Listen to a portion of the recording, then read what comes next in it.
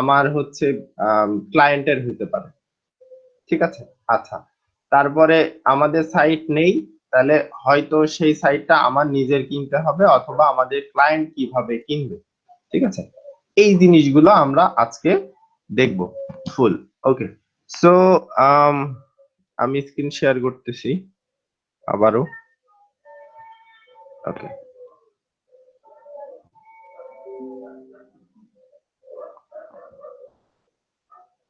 আচ্ছা, এখন আমরা প্রথম যেদিন ওয়েবসাইটের বেসিক ক্লাস করি, যে ওয়েবসাইটের পরিচিতি আর কি, যে ওয়েবসাইট কিভাবে চিনতে হয়, ওয়েবসাইটের আসলে পরিচয় কিভাবে দিতে হয়, এই টাইপের অনেকগুলো কিছু দেখছিলাম কোন জায়গা থেকে, হু ডট ইস থেকে, তাই না? তো হু ডট ইস থেকে আমরা বিভিন্ন কিছু জিনিসের সম্পর্কে আসলে পরিচিত হয়েছিলাম, যেমন ডোমেইন, ডোমেইন নেম, ডোমেইনের এক্সটেনশন, তারপরে একটা জিনিসের সাথে পরিচয় হয়েছিলাম সেটা হচ্ছে সার্ভার, ঠিক আছে। এই টাইপের জিনিসের সাথে আমরা কিছু কিছু জায়গায় পরিচিত হয়েছি। এখন আমাদের জানা লাগবে যে আসলে আমরা একটা ডোমেইন চিনলাম, যে ডোমেইন আসলে কারে বলে, হ্যাঁ এইটারে বলে ডোমেইন, ওকে, বা ডোমেইনের নাম। তারপরে কি, এইটারে বলে ডোমেইনের এক্সটেনশন, হ্যাঁ বুঝলাম। তো এখন এইগুলো আমরা কোন জায়গা থেকে পাবো, বা আমাদের বায়ার কোন জায়গা থেকে পাবে, বা আসলে যেই জায়গা থেকে পেয়েছে সেইটার কোনো কেন আমাদের জানা জরুরি হবে, ঠিক আছে। তো এই জিনিসগুলো আমাদেরকে বেসিক ধারণা নিতে হবে, শিখতে হবে এবং এটা নিয়ে জানতে হবে, ঠিক আছে। আচ্ছা, এটার আজকে হবে বেসিক। আর আহ, মানে ডোমেইনের যে কেনা বেচা, এই সিস্টেম, কোন জায়গায় ডোমেইন নিতে হয়, ডোমেইন কিভাবে সার্ভারে দিতে হয়, এই টাইপের যে জিনিসগুলো আছে এগুলো হবে বেসিক। আর দ্বিতীয় একদম অ্যাডভান্স হবে, যেটাতে আমরা ডোমেইন কিভাবে কিনবে, টোটালি একদম সরাসরি কোন একটা ডোমেইন কিনে তারপরে আমরা সেটা সার্ভারে অ্যাড করব, ঠিক আছে। তো সেটা আমরা দেখব যদি পসিবল হয়, কারণ এইটার মধ্যে আবার কিছু সমস্যা থাকে, মাঝে মাঝে হইতে যায় না। তো যদি পসিবল হয় আমি অবশ্যই দেখাবো, না হলে আমি আপনার একদম সঠিক গাইডলাইন, যেটাতে আপনারা খুব সুন্দরভাবে বুঝতে পারবেন, কোনো সমস্যা হবে না, এরকম একটা ভিডিও আমি আপনাদেরকে দিয়ে দিব, শুধুমাত্র কিভাবে কিনতে হয় এবার এবং কিভাবে সার্ভারের মধ্যে অ্যাড করতে হয় সেটার জন্য। হ্যাঁ, বাকি সবগুলো আমরা মোটামুটি আমাদের নিজেদের যে ব্লগ বা ওয়ার্ডপ্রেসের সাইট আছে ওইটার মধ্যে আমরা করতে পারবো, সমস্যা হবে না। আচ্ছা, তো এখন আমরা যাব হচ্ছে কয়েকটা সাইটে, দেখেন কি কি টাইপের সাইটে যাচ্ছি। একটা হচ্ছে গিয়ে namecheap.com, আচ্ছা। আর একটা গেলাম হইলো আপনার godaddy.com, godaddy.com, আচ্ছা।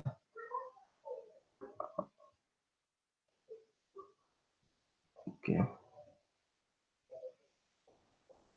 আচ্ছা, আমার কথা কি সম্পূর্ণ ভালোভাবে শোনা যাচ্ছে? জি ভাইয়া, শুনতে পাচ্ছি। আচ্ছা, ঠিক আছে। সো এই একটা গেলাম, তারপরে আরেকটাতে যাব হচ্ছে namesilo.com, আচ্ছা। আমরা আপাতত এই তিনটাতে থাকি, হ্যাঁ।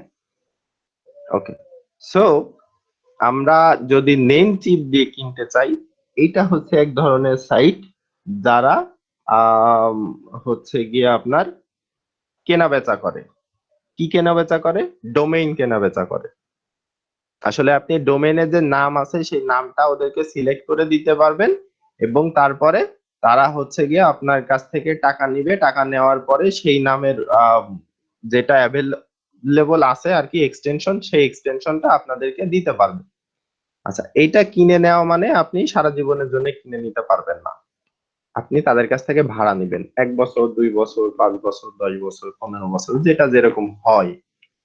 তো সেটা আপনি ওইভাবে ভাড়া নিতে পারবেন। ওকে, সো আম ওকে, এরা কিছু কিছু হচ্ছে গিয়ে আপনার আম, দিয়ে থাকে, এই যে প্রোমো দিয়ে থাকে, যেরকম আম, এই যে একটা আছে 92% অফ চলতেছে, ইজি ডাব্লিউপি স্টার্টার কি জানি একটা আছে, এটাতে হচ্ছে যে 100% অফ চলতেছে। এগুলো সবগুলো শর্ত আছে, শর্তগুলো দেখে নেওয়া যায়। রিনিউ করতে হলে আপনাকে পার মান্থ $4 মতো করে খরচ করতে হবে। এটাতে ফ্রি ট্রায়াল, সাইট মেকার করতে পারবেন .com, প্রায় $7 পার ইয়ার।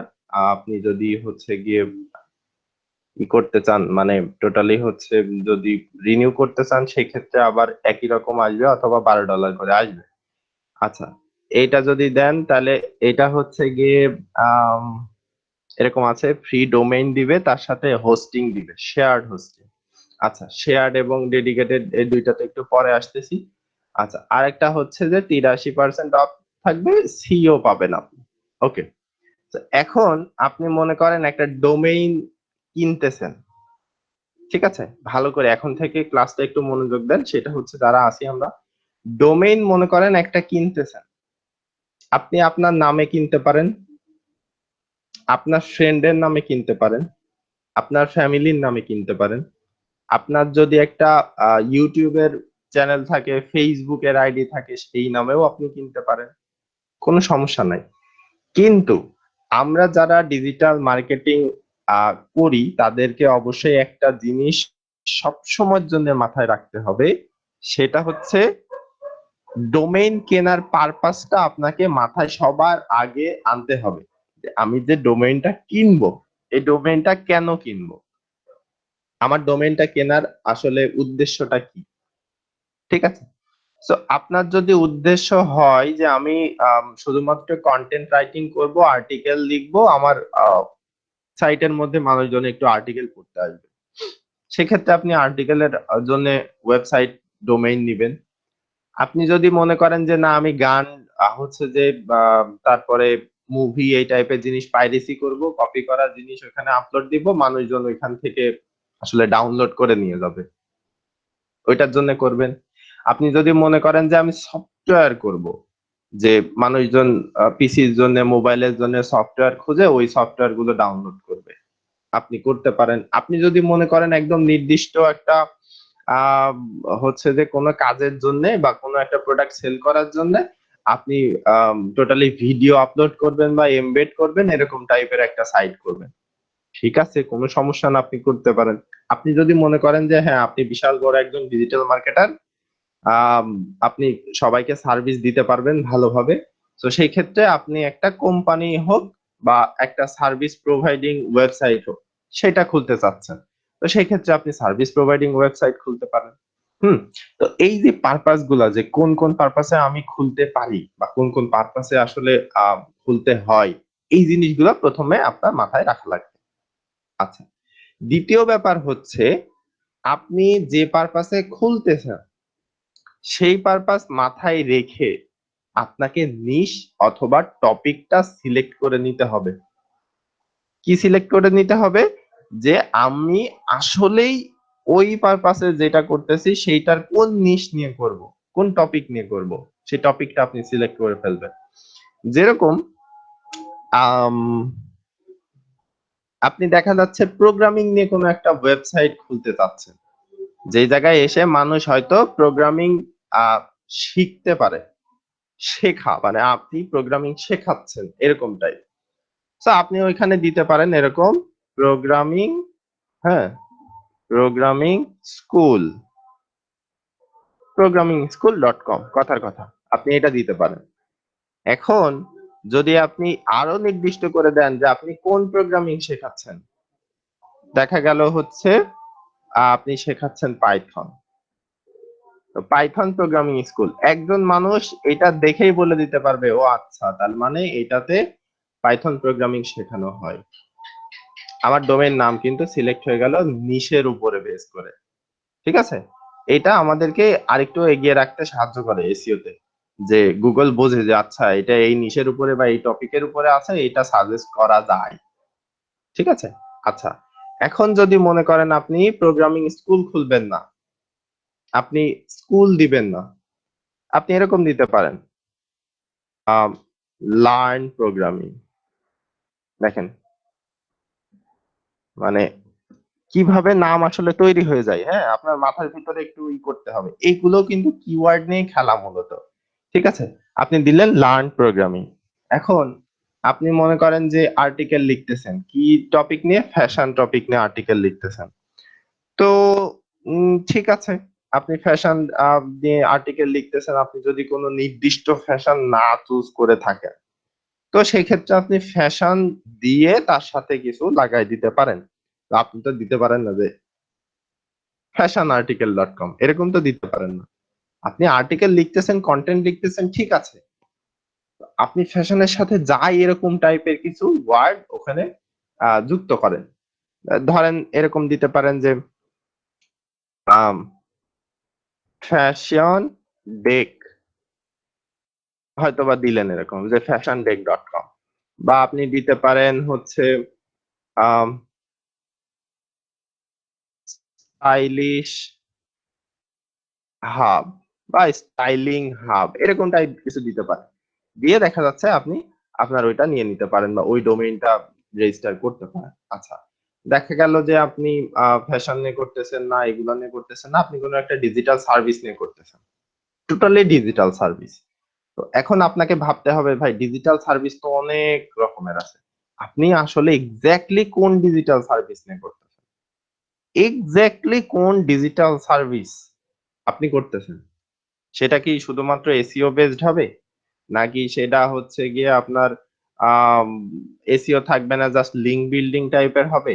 আপনার যদি ওইটা না হয় আপনি কন্টেন্ট টাইপের করতে যাচ্ছেন, নাকি আরো দুই তিনটা একসাথে করতে যাচ্ছেন। ঠিক আছে, সো সেক্ষেত্রে আপনি দিতে পারেন আইটি ওর সাথে নাম, এখন আপনার নামেও আপনি করতে পারেন, আপনার যদি একটা ব্র্যান্ড আগে থেকে থেকে থাকে সেটাও আপনি করতে পারেন। যেরকম দেখা যাচ্ছে যে বিকাশ, হ্যাঁ, বিকাশ হচ্ছে ব্র্যাকের, সো এই যে ব্র্যাক ব্যাংকের বি, তারপরে কিন্তু ক্যাশ এসছে, এই ক্যাশ মানে টাকা, ক্যাশ কিন্তু সি দিলে ক্যাশ হয়, কিন্তু বিকাশ বানান কিন্তু এটা না, বিকাশ বানান হচ্ছে এইটা বিকাশ। সো বিতে ব্র্যাক, তারপরে হচ্ছে ক্যাশ, ক্যাশ হচ্ছে বাংলায় লেখার মতো করে ওটা নিচে। তো এরকম করে আপনাকে প্রথমে ভেবে তারপরে ডোমেইন নিতে হবে। ঠিক আছে, প্রত্যেকটা নিশ আপনি নিশ বেসড যদি করতে চান নিশ আলাদা করে নেবেন, আপনার টপিক আলাদা করে নেবেন, নিয়ে আপনি ডোমেইন নেবেন। আর যদি মনে করেন যে না আমার একদম ফেভারিট একটা নাম আছে, ওই নাম দিয়েই আমি করব, মানুষ বুঝতে পারলো পারলো, না পারলে না পারলো, ব্যাস ওটা আমার দেখার দরকার নেই।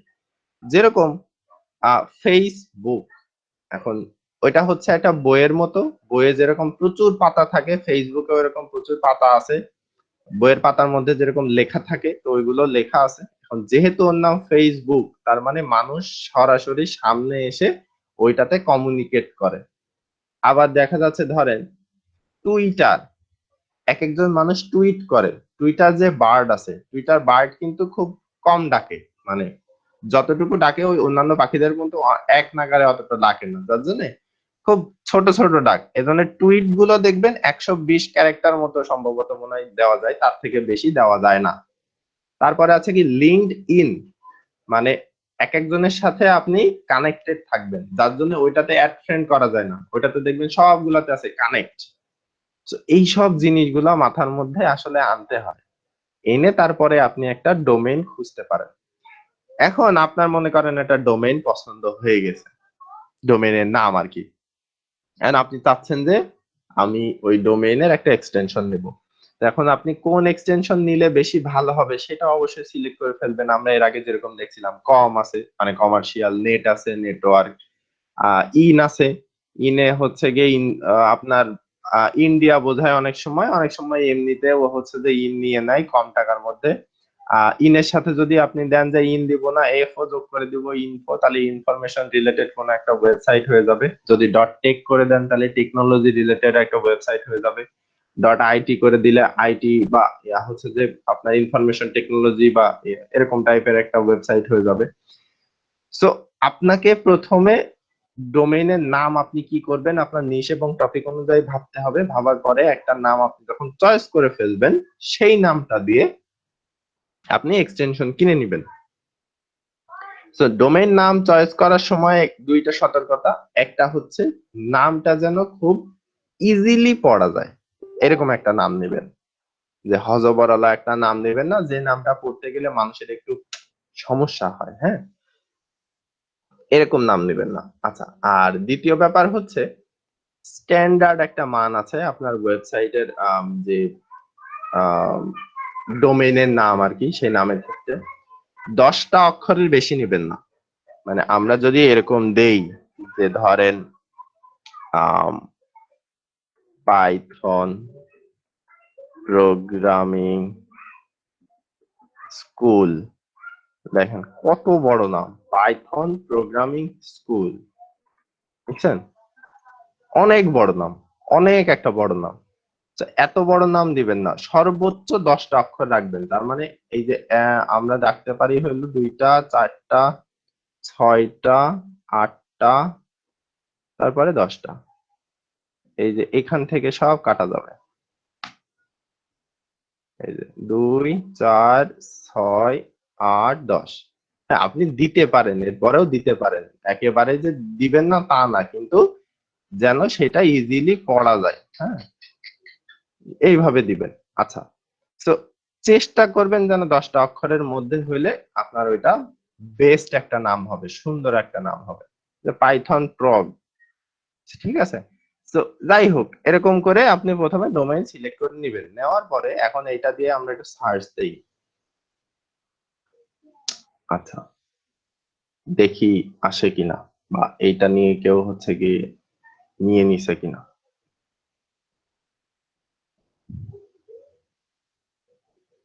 ওকে, আছে, এটা আমরা নিতে পারবো। হুম, সো এটা আমরা নিতে পারবো। এটা রিটেল প্রাইস হচ্ছে প্রায় $9 মতো। এখন যদি আপনি নেন $7 নিতে পারবেন। ঠিক আছে, $7 আপনি এটা ক্রয় করতে পারবেন। এখন কিছু কিছু জিনিস আছে, এই যে এগুলো সার্চ দিয়ে কেন এরকম করে দেখতে হয়, তার কারণ হচ্ছে অনেকে রেজিস্ট্রেশন করে রাখে। একই নাম যেরকম আমার মাথা থেকে বের হয়েছে, অন্য আরেকজনের মাথা থেকেও তো বের হইতে পারে, পারে না?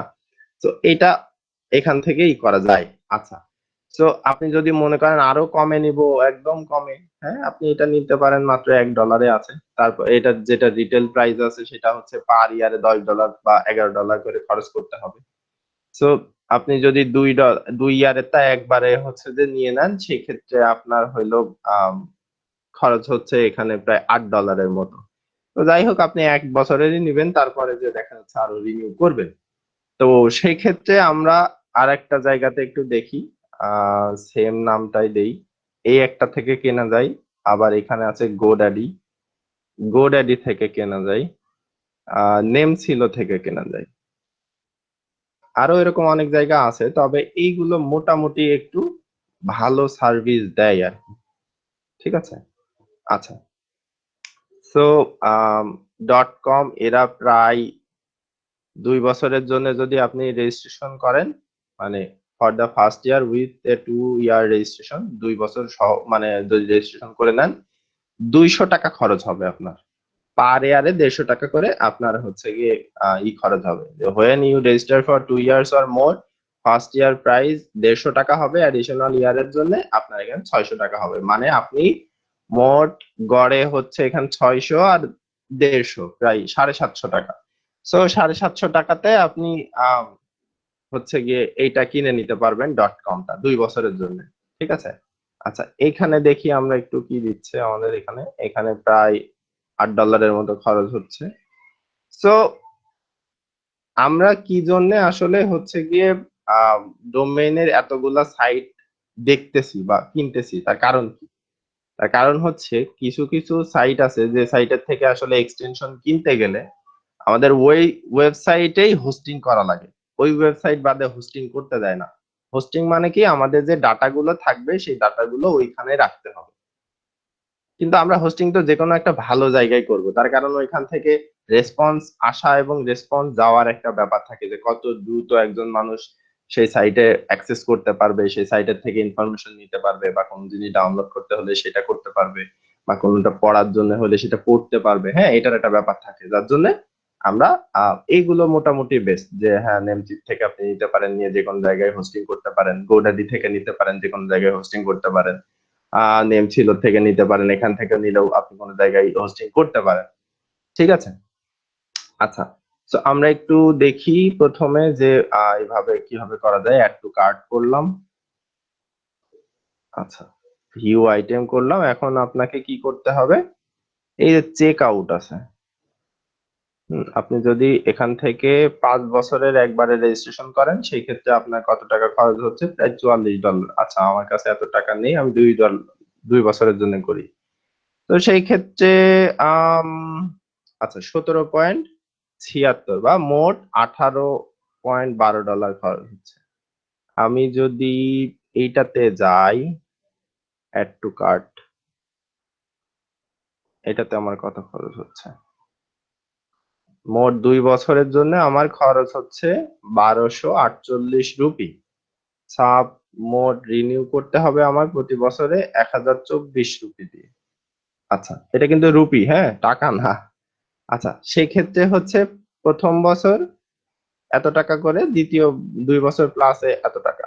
সো আমরা এখান থেকে নিতে পারি। আমরা GoDaddy থেকে কিন্তু মোটামুটি ভালো একটা প্রাইজে পাচ্ছি, আমরা নিয়ে নিতে পারি। এটা যদি আমি এড করি, এটা তো আরো বেশি হবে। Check out. আচ্ছা, ওকে। সো আমরা মনে করেন GoDaddy থেকে নিব। তার কারণ হলো GoDaddy থেকে আমার একটু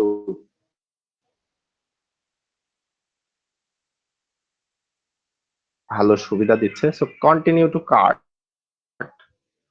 তো আমরা এখন কার্টে যাব, কিভাবে কিনতে হয় আসে কিনা দেখি।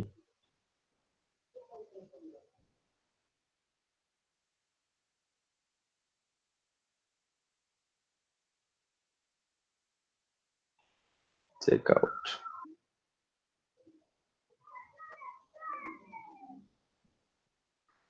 এখন আমি যদি GoDaddy থেকে কিনে নেই, কথার কথা যে আমি GoDaddy থেকে কিনে নিলাম, হ্যাঁ, তখন কিন্তু এই নেম চিপ আমাদেরকে এটা দিতে পারবে না .com। ঠিক আছে? আচ্ছা। আম ওকে। যদি আমার কাছে কোনো প্রোমো কোড থাকে, প্রোমো কোড দিয়ে এপ্লাই করলে সেইটার টাকা আমি ছাড় পাবো।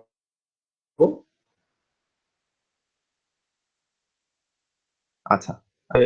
বেসিক ইয়েটা ফ্রি। আচ্ছা, প্রিমিয়াম ডিএনএস, নতুন ডিএনএস আমি এদের ডিএনএস সার্ভার যদি চাই অ্যাড করতে পারি। আম ওকে।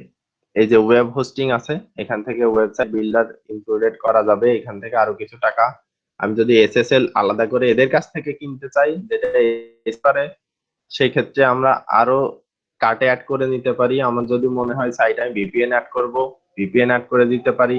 ওয়ার্ডপ্রেস হোস্টিং করতে চাইলে ওয়ার্ডপ্রেস হোস্টিং এর জন্য আলাদাই করে দিতে পারি। প্রফেশনাল ইমেইল যদি আমরা চাই, এটার থেকে প্রফেশনাল ইমেইল আমরা দিতে পারি। আচ্ছা, তো প্রফেশনাল ইমেল আমার এখান থেকে দরকার হবে না। আমি যে জায়গা থেকে কিনবো সি প্যানেলের আমার যাতে অ্যাক্সেস থাকে সেভাবে কিনবো। আচ্ছা, সো কমপ্লেক্স যে জিনিসগুলো আছে ওইগুলো আমরা পরে বুঝি, আগে দেখি যে কিভাবে কি করতে হয়। ফুল ডোমেইন প্রাইভেসি প্রোটেকশন দিয়ে আমার এরকম খরচ হবে। ওকে, স্টার্ট ইওর ওয়েবসাইট ফ্রি।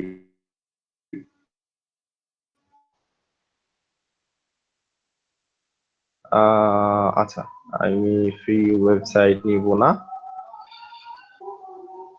ওকে, এই যে এখানেও আবার ইমেল, প্রফেশনাল ইমেল দিচ্ছে মাত্র 29 রুপিতে পার মান্থ। হ্যাঁ, এটা প্রতি মাসে, ইয়ারে না, কিন্তু এটা একটু খেয়াল রাখবেন সবাই। আচ্ছা, যে পার ইয়ার আর পার আউট দিলাম। এই যে আমার এদের এখানে সাইটের থাকা লাগবে, অ্যাকাউন্ট থাকা লাগবে, যে চেক আউট করার সময় আমাদের ওই যে যেটা লাগে আর কি, ব্যাংকের অ্যাকাউন্ট বা দেখা গেল কোনো কার্ডের অ্যাকাউন্ট, হ্যাঁ, ওই টাইপের যে অ্যাকাউন্ট আছে ওইগুলা লাগে। তো ওই টাইপের এই যে বিলিং ইনফরমেশন এখান থেকে আগে আমাকে সাইন ইন করতে হবে। এটা সাব টোটাল, এই যে আমি যদি এখন এটাতে দিই চেক আউট, সাইন ইনে চলে আসলো আমার যদি আগের থেকে অ্যাকাউন্ট থাকে GoDaddy-তে। তো এখান থেকে আসবে বিলিং ইনফরমেশন, আমার যে বিলিং ইনফরমেশন আছে বিলিং ইনফরমেশন আমি দিয়ে দিব। তারপরে আসবে পেমেন্ট, পেমেন্টে আমি কত টাকা অ্যাড করব কি করব দেওয়ার পরে এটা আসবে কমপ্লিট। ওইখান থেকে ফিনিশ করলে ওইটা আমার হয়ে যাবে, টোটালি আমার নামে রেজিস্ট্রেশন হয়ে যাবে। আচ্ছা, সো এখানেও সেম সিস্টেম, আমি এখান থেকে সাইন আপ করব, করার পরে আমার বিলিং ইনফরমেশন যেটা আছে ওইটা দিতে হবে। দেওয়ার পরে আমার এই যে যে পেমেন্টটা করে মানে ব্যাংক অ্যাকাউন্ট বা কার্ডের দিয়ে সুন্দর করে আমি পেমেন্ট করে তারপরে আমি এখান থেকে ফিনিশ বা কমপ্লিট করে ফেলতে পারবো। এখানেও একেবারে সেম সিস্টেম, কোনোটাই আলাদা না যে না এটা ঝামেলা আছে এটা ঝামেলা নেই। আচ্ছা, সো আমরা বুঝলাম যে আসলে কিভাবে কিনতে হয়। এখন আমি আপনাদেরকে কয়েকটা জিনিস দেখাবো। সেটা আপনারা যদি নাম খুঁজতে যে একদম ব্ল্যাঙ্ক হয়ে যান, যে অনেকেই যে বলে না যে আপনার নিশ অনুযায়ী নাম খুঁজে দিব আপনার বিজনেসের, অনেকেই আসে বিজনেসের নাম খুঁজতে, হয়তো ফ্রিল্যান্সারে গেলে আপনি এরকম পাবেনও যে যারা বিজনেসের নাম খুঁজতে চাচ্ছে যে আমার এরকম এরকম বিজনেস আছে ওইটা। সো আপনি দিতে পারেন হচ্ছে বিজনেস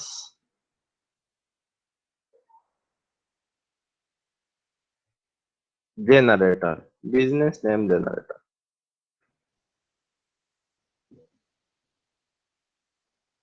ঠিক আছে, এই যে একটা আছে নাকি নেম লিক্স,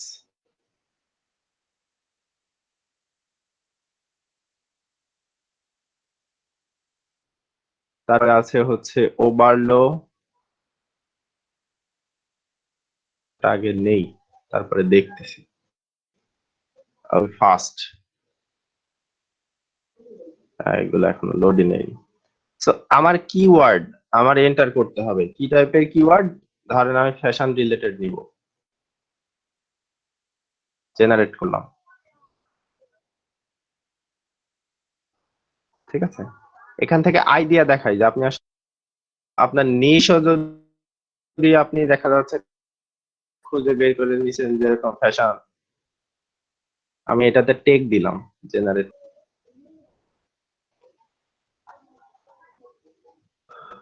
হয় রাখুন।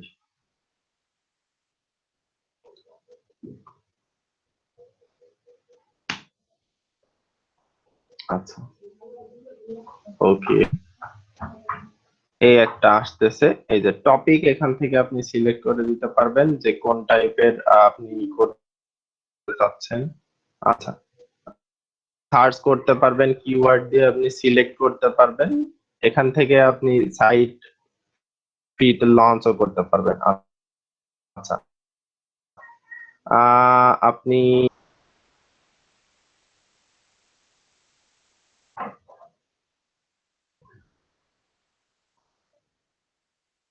আচ্ছা, এটা তো কি এন্টার দেওয়া লাগবে, প্রবলেম আছে। আচ্ছা,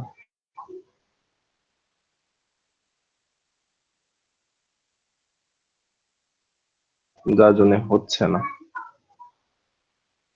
ওকে,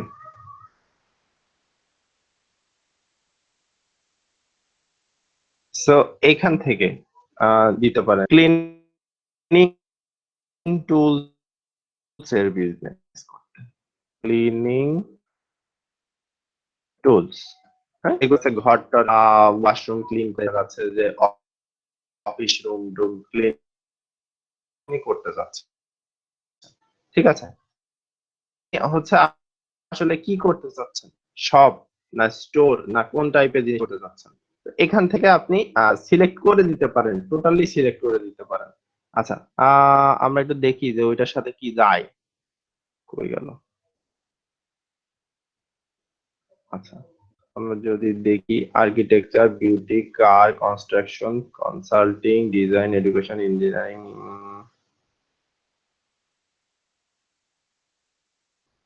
আচ্ছা, হেলথ কেয়ার,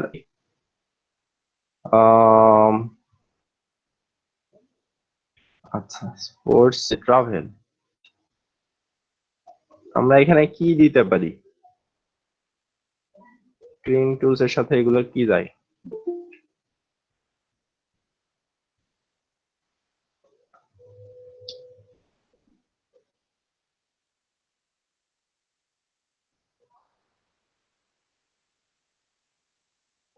সেলস, মার্কেটিং,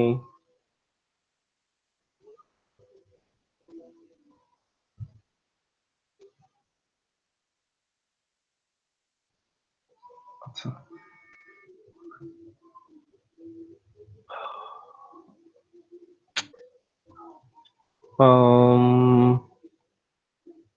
আচ্ছা, কেউ একজন বলেন আমরা কি দিতে পারি এখানে, আমার তো মাথায় আসতেছে না, এখানে নেই তো। আচ্ছা, শপ এবং স্টোরি দেই আমরা, যে না আমাদের তো শপ এবং স্টোরও না, দেই যে আমরা আর্টিকেল লিখবো, এটা সেল করব বা এটার মার্কেটিং করবো এরকম। আচ্ছা, কোন স্টাইলের নাম নিব আমরা, ডাইনামিক নাম নিব, কন্টেম্পোরারি নিব, ট্র্যাডিশনাল নিব, কর্পোরেট নাম নিব, ডাইনামিক নিব, না ইনফর্মাল নাকি এলিগ্যান্ট না টেকনিক্যাল নাম নিব। আমরা এক একটা করে চুজ করে দিয়ে দেখতে পারি, সেক্ষেত্রে ডাইনামিকই থাকুক, জেনারেট করি আমরা নেমগুলা। আচ্ছা, প্রথমে আমাদের বেশ কিছু জেনারেট হয়েছে, আমরা এগুলো একটু দেখে আসি। আমরা টেক নিছি, কিন্তু টেকে গেমিং টাইপ নিব না, সো গেমিং টাইপ বাদ। আচ্ছা, দ্বিতীয়তে হচ্ছে গিয়ে আচ্ছা short name 3 to 6 letter, 6 to 12 letters. Okay, 12 letter করব আমরা। এটা করব না, কারণ এটাতে খুব বেশি আহ, বোঝানো যায় না যে আসলে আমার কি আছে। ওকে, এটার আমরা নাম জেনারেট করে দিতে পারি। ঠিক আছে, দেখেন এই যে অনেকগুলো আসতেছে, fashion range, fashion fun, fashion today dot I, O, fashion lance, এগুলো সব প্রিমিয়াম। দেখেন যেগুলোতে প্রিমিয়াম লেখা, হ্যাঁ, সবগুলো প্রিমিয়াম। যেগুলো প্রিমিয়াম লেখা না, সেইগুলাতে প্রিমিয়াম না, যেরকম ডাইনামিক ম্যাটিক, তারপরে গুইজ সাইজ, এই যে শর্টস স্পোর্টস, আর্টফুল ব্রিডাল, হ্যাঁ, এগুলো আপনি রেজিস্টার করতে পারবেন। ঠিক আছে, এরকম টাইপ। আচ্ছা, ধরেন আমাদের এইটা পছন্দ হয়েছে, আহ কি জানি এর নাম, ক্যাজুয়াল। আচ্ছা, অথবা এটা পছন্দ হয়েছে, রিগান ফ্যাশন। আচ্ছা, আমরা একটু রেজিস্টার করতে যাই, দেখি যে আসলে হয় কিনা। এদের সাথে হচ্ছে নেম চিপের ই করা, কানেক্ট করা, আর এদের সাথে সম্ভবত গোড্যাডির কানেক্ট করা। আচ্ছা, আমি একটু দেখি। রাইট, এদের সাথে গোড্যাডির কানেক্ট করা আছে। তো এই যে টেক রিবুট, টেক এনাইগমা, না এনিজমা যেটাই হোক, tech infinity, tech automobile, tech doc, তারপর টেক ভার্চুয়াল, হ্যাঁ, এরকম করে আপনি অনেকগুলা নামের সাজেশন পাবেন। এই নামই যে আপনাকে নিতে হবে তা না, কিন্তু কোন টাইপের নাম হইতে পারে, কোন টাইপের নাম কি হচ্ছে যে আপনি ভাবতে পারেন, হ্যাঁ, এখান থেকে আপনি পেয়ে যাবেন। তার সাথে আপনার তো হচ্ছে হয়তো বা লোগো দরকার হইতে পারে, যে হ্যাঁ আমি এরকম টাইপের একটা নাম নিব, তো ওই নামের সাথে আমার লোগো কিরকম যাবে না যাবে। এই যে এখান থেকে যেরকম টাইপের নাম এরা চয়েস করছে, যেগুলো আগের থেকে আছে, এগুলোর সাথে লোগো গুলো আপনাকে দেখা যাচ্ছে যে একটা করে এই যে সাজেশন দিয়ে দিচ্ছে যে এরকম টাইপের লোগো তৈরি করা যাইতে পারে। এগুলো সব প্রিমিয়াম, হ্যাঁ, $3000-4000 মতো। আচ্ছা, এটা হচ্ছে গিয়ে আপনি নিতে পারবেন। দেখেন, riganfashion.com, এটা আপনি নিতে পারবেন। এটা অ্যাড টু কার্ট করে একই রকম করে আপনি এখান থেকে নিয়ে নিতে পারেন। এখন আপনি ধরেন মনে করলেন যে আমার তো riganfashion.com তো হইলো, বাট এখান থেকে আমার দাম বেশি পড়তেছে। আপনি কপি করেন, কপি করে নিয়ে যে একই রকম গোডাডিতে যান, ড্যাডি কই, নিয়ে যে ওইখানে আবার সার্চ দেন, এই যে এখানে দিয়ে সার্চ দেন, এই যে সার্চ, দেখেন আমরা আরো কমে পাচ্ছি একই রকম করে, আপনি নিয়ে নিতে পারেন। ঠিক আছে, তো এই হচ্ছে গিয়ে আপনার নাম চয়েস করা এবং বিজনেসের আপনার ওয়েবসাইট কিভাবে কিনতে হয় বা ই করতে হয় সেইটার একটা ওভারভিউ আমরা দেখাইলাম। সো কিভাবে ডোমেইন কিনতে হয় আপনার, বা ডোমেইনের এক্সটেনশন কিভাবে কিনতে হয়, আপনার মাথায় যদি নাম না থাকে কিভাবে আপনি এই যে নামগুলো চয়েস করে নিতে পারেন। কিছু কিছু জায়গায় তো আপনার টোটালি লোগো কেমন হবে সেইটারও একটা আহ, ই দিয়ে দেয়া থাকে, তো আপনি ওইগুলোও দেখে নিতে পারেন। নেওয়ার পরে আপনি ওইখান থেকে ওদের সাথে যেগুলো সরাসরি একদম আছে সেইগুলো নিতে পারেন। কোনো কোনো নাম আবার আপনি কিনেও নিতে পারেন, এই যে এখান থেকে নাম কিনে নিতে হয়। এদের আবার নাম কেনার মতো সিস্টেম আছে, প্রায় 2400 ইউরো করে, বা পাউন্ড, যেটাই হোক, আমি তো টাকা চিনি না ভাই। আচ্ছা, সো আহ এই গেল। আচ্ছা, এখন আসি আমরা হোস্টিং এর ব্যাপারে। হোস্টিং জিনিসটা হচ্ছে, আমরা তো ওয়েবসাইট কিনলাম বা ওয়েবসাইটের যেটা এক্সটেনশন হয় ওই এক্সটেনশনটা কিনলাম। তো এখন আমরা এই এক্সটেনশনটা রাখবো কোথায়, মানে এক্সটেনশনটা আমরা যে আমাদের ওয়েবসাইটে দিব, দিব কিভাবে। ধরেন আমার একটা ওয়ার্ডপ্রেস এর ওয়েবসাইট দরকার, তো আমি যখন ওয়ার্ডপ্রেসে করব তখন আমরা যেভাবে প্রথমে ফ্রি করছিলাম, ওই ফ্রিটা তখন করব না। ওই ফ্রি এর জায়গায় আমাদের যে ওয়েবসাইটের নাম আছে, যেটা আমরা কিনছি ডোমেইন নাম, সেই নামটা ওখানে বসায় দিব যে হ্যাঁ এটা আমার প্রিমিয়াম, আমার কেনা। আপনি তো ওই নাম আপনি যখন কিনবেন তখন আপনার কাছে একটা ইনফরমেশন বা ইউজার ইনফো থাকবে, সেই ইনফো ওই জায়গায় আপনি বসায় দিলেই ওই নামটা ওইটার সাথে সেট হয়ে যাবে। এখন আপনার ওয়েবসাইট ওইটা তৈরি হয়ে গেছে, তো ওই ওয়েবসাইটটা আপনি একটা সার্ভারে রাখবেন। কারণ আপনার কম্পিউটারে তো সব সময় নেট কানেকশন থাকে না, যে একজন যখনই হচ্ছে গিয়ে আপনারটা অ্যাক্সেস করতে যাবে সে যাতে পায়। সো সার্ভার হচ্ছে কি, আমরা কোনো একটা ভালো স্পিডের, খুব ভালো টেকনোলজি দিয়ে তৈরি কোনো কম্পিউটার, সেই কম্পিউটারের হার্ড ডিস্ক যেটা আছে, সেই হার্ড ডিস্কটা আমরা আসলে ভাড়া নিই, বা হার্ড ডিস্কের যে স্পেসটা আছে সেই স্পেসটা ভাড়া নিই। তো এখন আমরা একটু দেখি হোস্ট হোস্টিং কোন জায়গায় করা যায়। আচ্ছা, হোস্টিং করার জন্য গোড্যাডি আছে, আমরা হোস্টিংগারে দেই। গোড্যাডিটা অতটা ভালো না হোস্টিং এর জন্য। আর একটা আছে হচ্ছে গিয়ে হোস্ট গেটর, সম্ভবত হোস্ট গেটরটাও বেশ মোটামুটি ভালো। আচ্ছা, আমরা এটা দিতে পারি। ওকে, এই হচ্ছে গিয়ে হোস্টিংগার। হ্যাঁ, এখানে হোস্টিং করা যায়, এখান থেকে ওইভাবে কিনে নিতে হয়। আচ্ছা, স্পেস ভাড়া নিতে হয় আর কি। তো আমরা হোস্ট গেটরে দিলাম, হোস্টিংগারে আসলো। আচ্ছা, এই যে এখান থেকে আপনার যে প্ল্যান আছে, এই প্ল্যানটা আপনি কিনে নিতে পারেন, বা এই প্ল্যানটা আপনি দেখে নিতে পারেন যে কোন সাইটে আপনার জন্য বেশ ভালো হবে। তবে অবশ্যই আপনাদের সাজেশন থাকবে যে আপনারা যদি নিজে কোনো একটা হোস্টিং কিনতে চান, সেক্ষেত্রে আপনারা আগে দেখে নেবেন যে ওই হোস্টিং যে সাইটটা আছে ওই সাইটটার রিভিউ কতটা ভালো আছে। ঠিক আছে, গুগলে সার্চ করলে বিভিন্ন মানুষ বিভিন্ন ধরনের রিভিউ দেয়। তো সেই রিভিউ গুলো আপনি একটু দেখে নিতে পারবেন, নিয়ে তারপরে করবেন। তার কারণ হচ্ছে আহ একজনের ধরেন ডুয়েল কোরের ল্যাপটপ বা ডুয়েল কোরের পিসি, যেহেতু আপনারা সবাই কোর্স করতেছেন, আপনাদের সবার ল্যাপটপ বা পিসি আছে, সেক্ষেত্রে আপনারা অবশ্যই এই জিনিসটা ভালো বুঝবেন যে একজনের ডুয়েল কোরের পিসি আছে বা ডুয়েল কোরের ল্যাপটপ আছে, তো ওইটা যে গতিতে কাজ করবে, অবশ্যই যার কাছে কোরাই 7 আছে সেই গতিতে কাজ করবে না, অবশ্যই তার থেকে কয়েক গুণ বেশি ভালো গতিতে কাজ করবে। তো হোস্টিং যে সাইট গুলো আছে ওইগুলা সিস্টেমও এরকম, দেখেন কিছু ইনফরমেশন আপনাদের এখানে দেখাই। একটা ওয়েবসাইট আপনি এখানে হোস্ট করতে পারবেন, বা একটা ওয়েবসাইটের ডাটা দিতে পারবেন। সেই ডাটার জন্য আপনি 30 জিবি জায়গা খুঁজে পাবেন এবং এসএসডি স্টোরেজ পাবেন। তো এসএসডি বলতে কি, এসএসডি আর এইচডিডি দুইটার মধ্যে পার্থক্য হচ্ছে, এটা হলো আপনার বেশি দ্রুত গতির, একদম সাধারণ বাংলায় যেটারে বলে।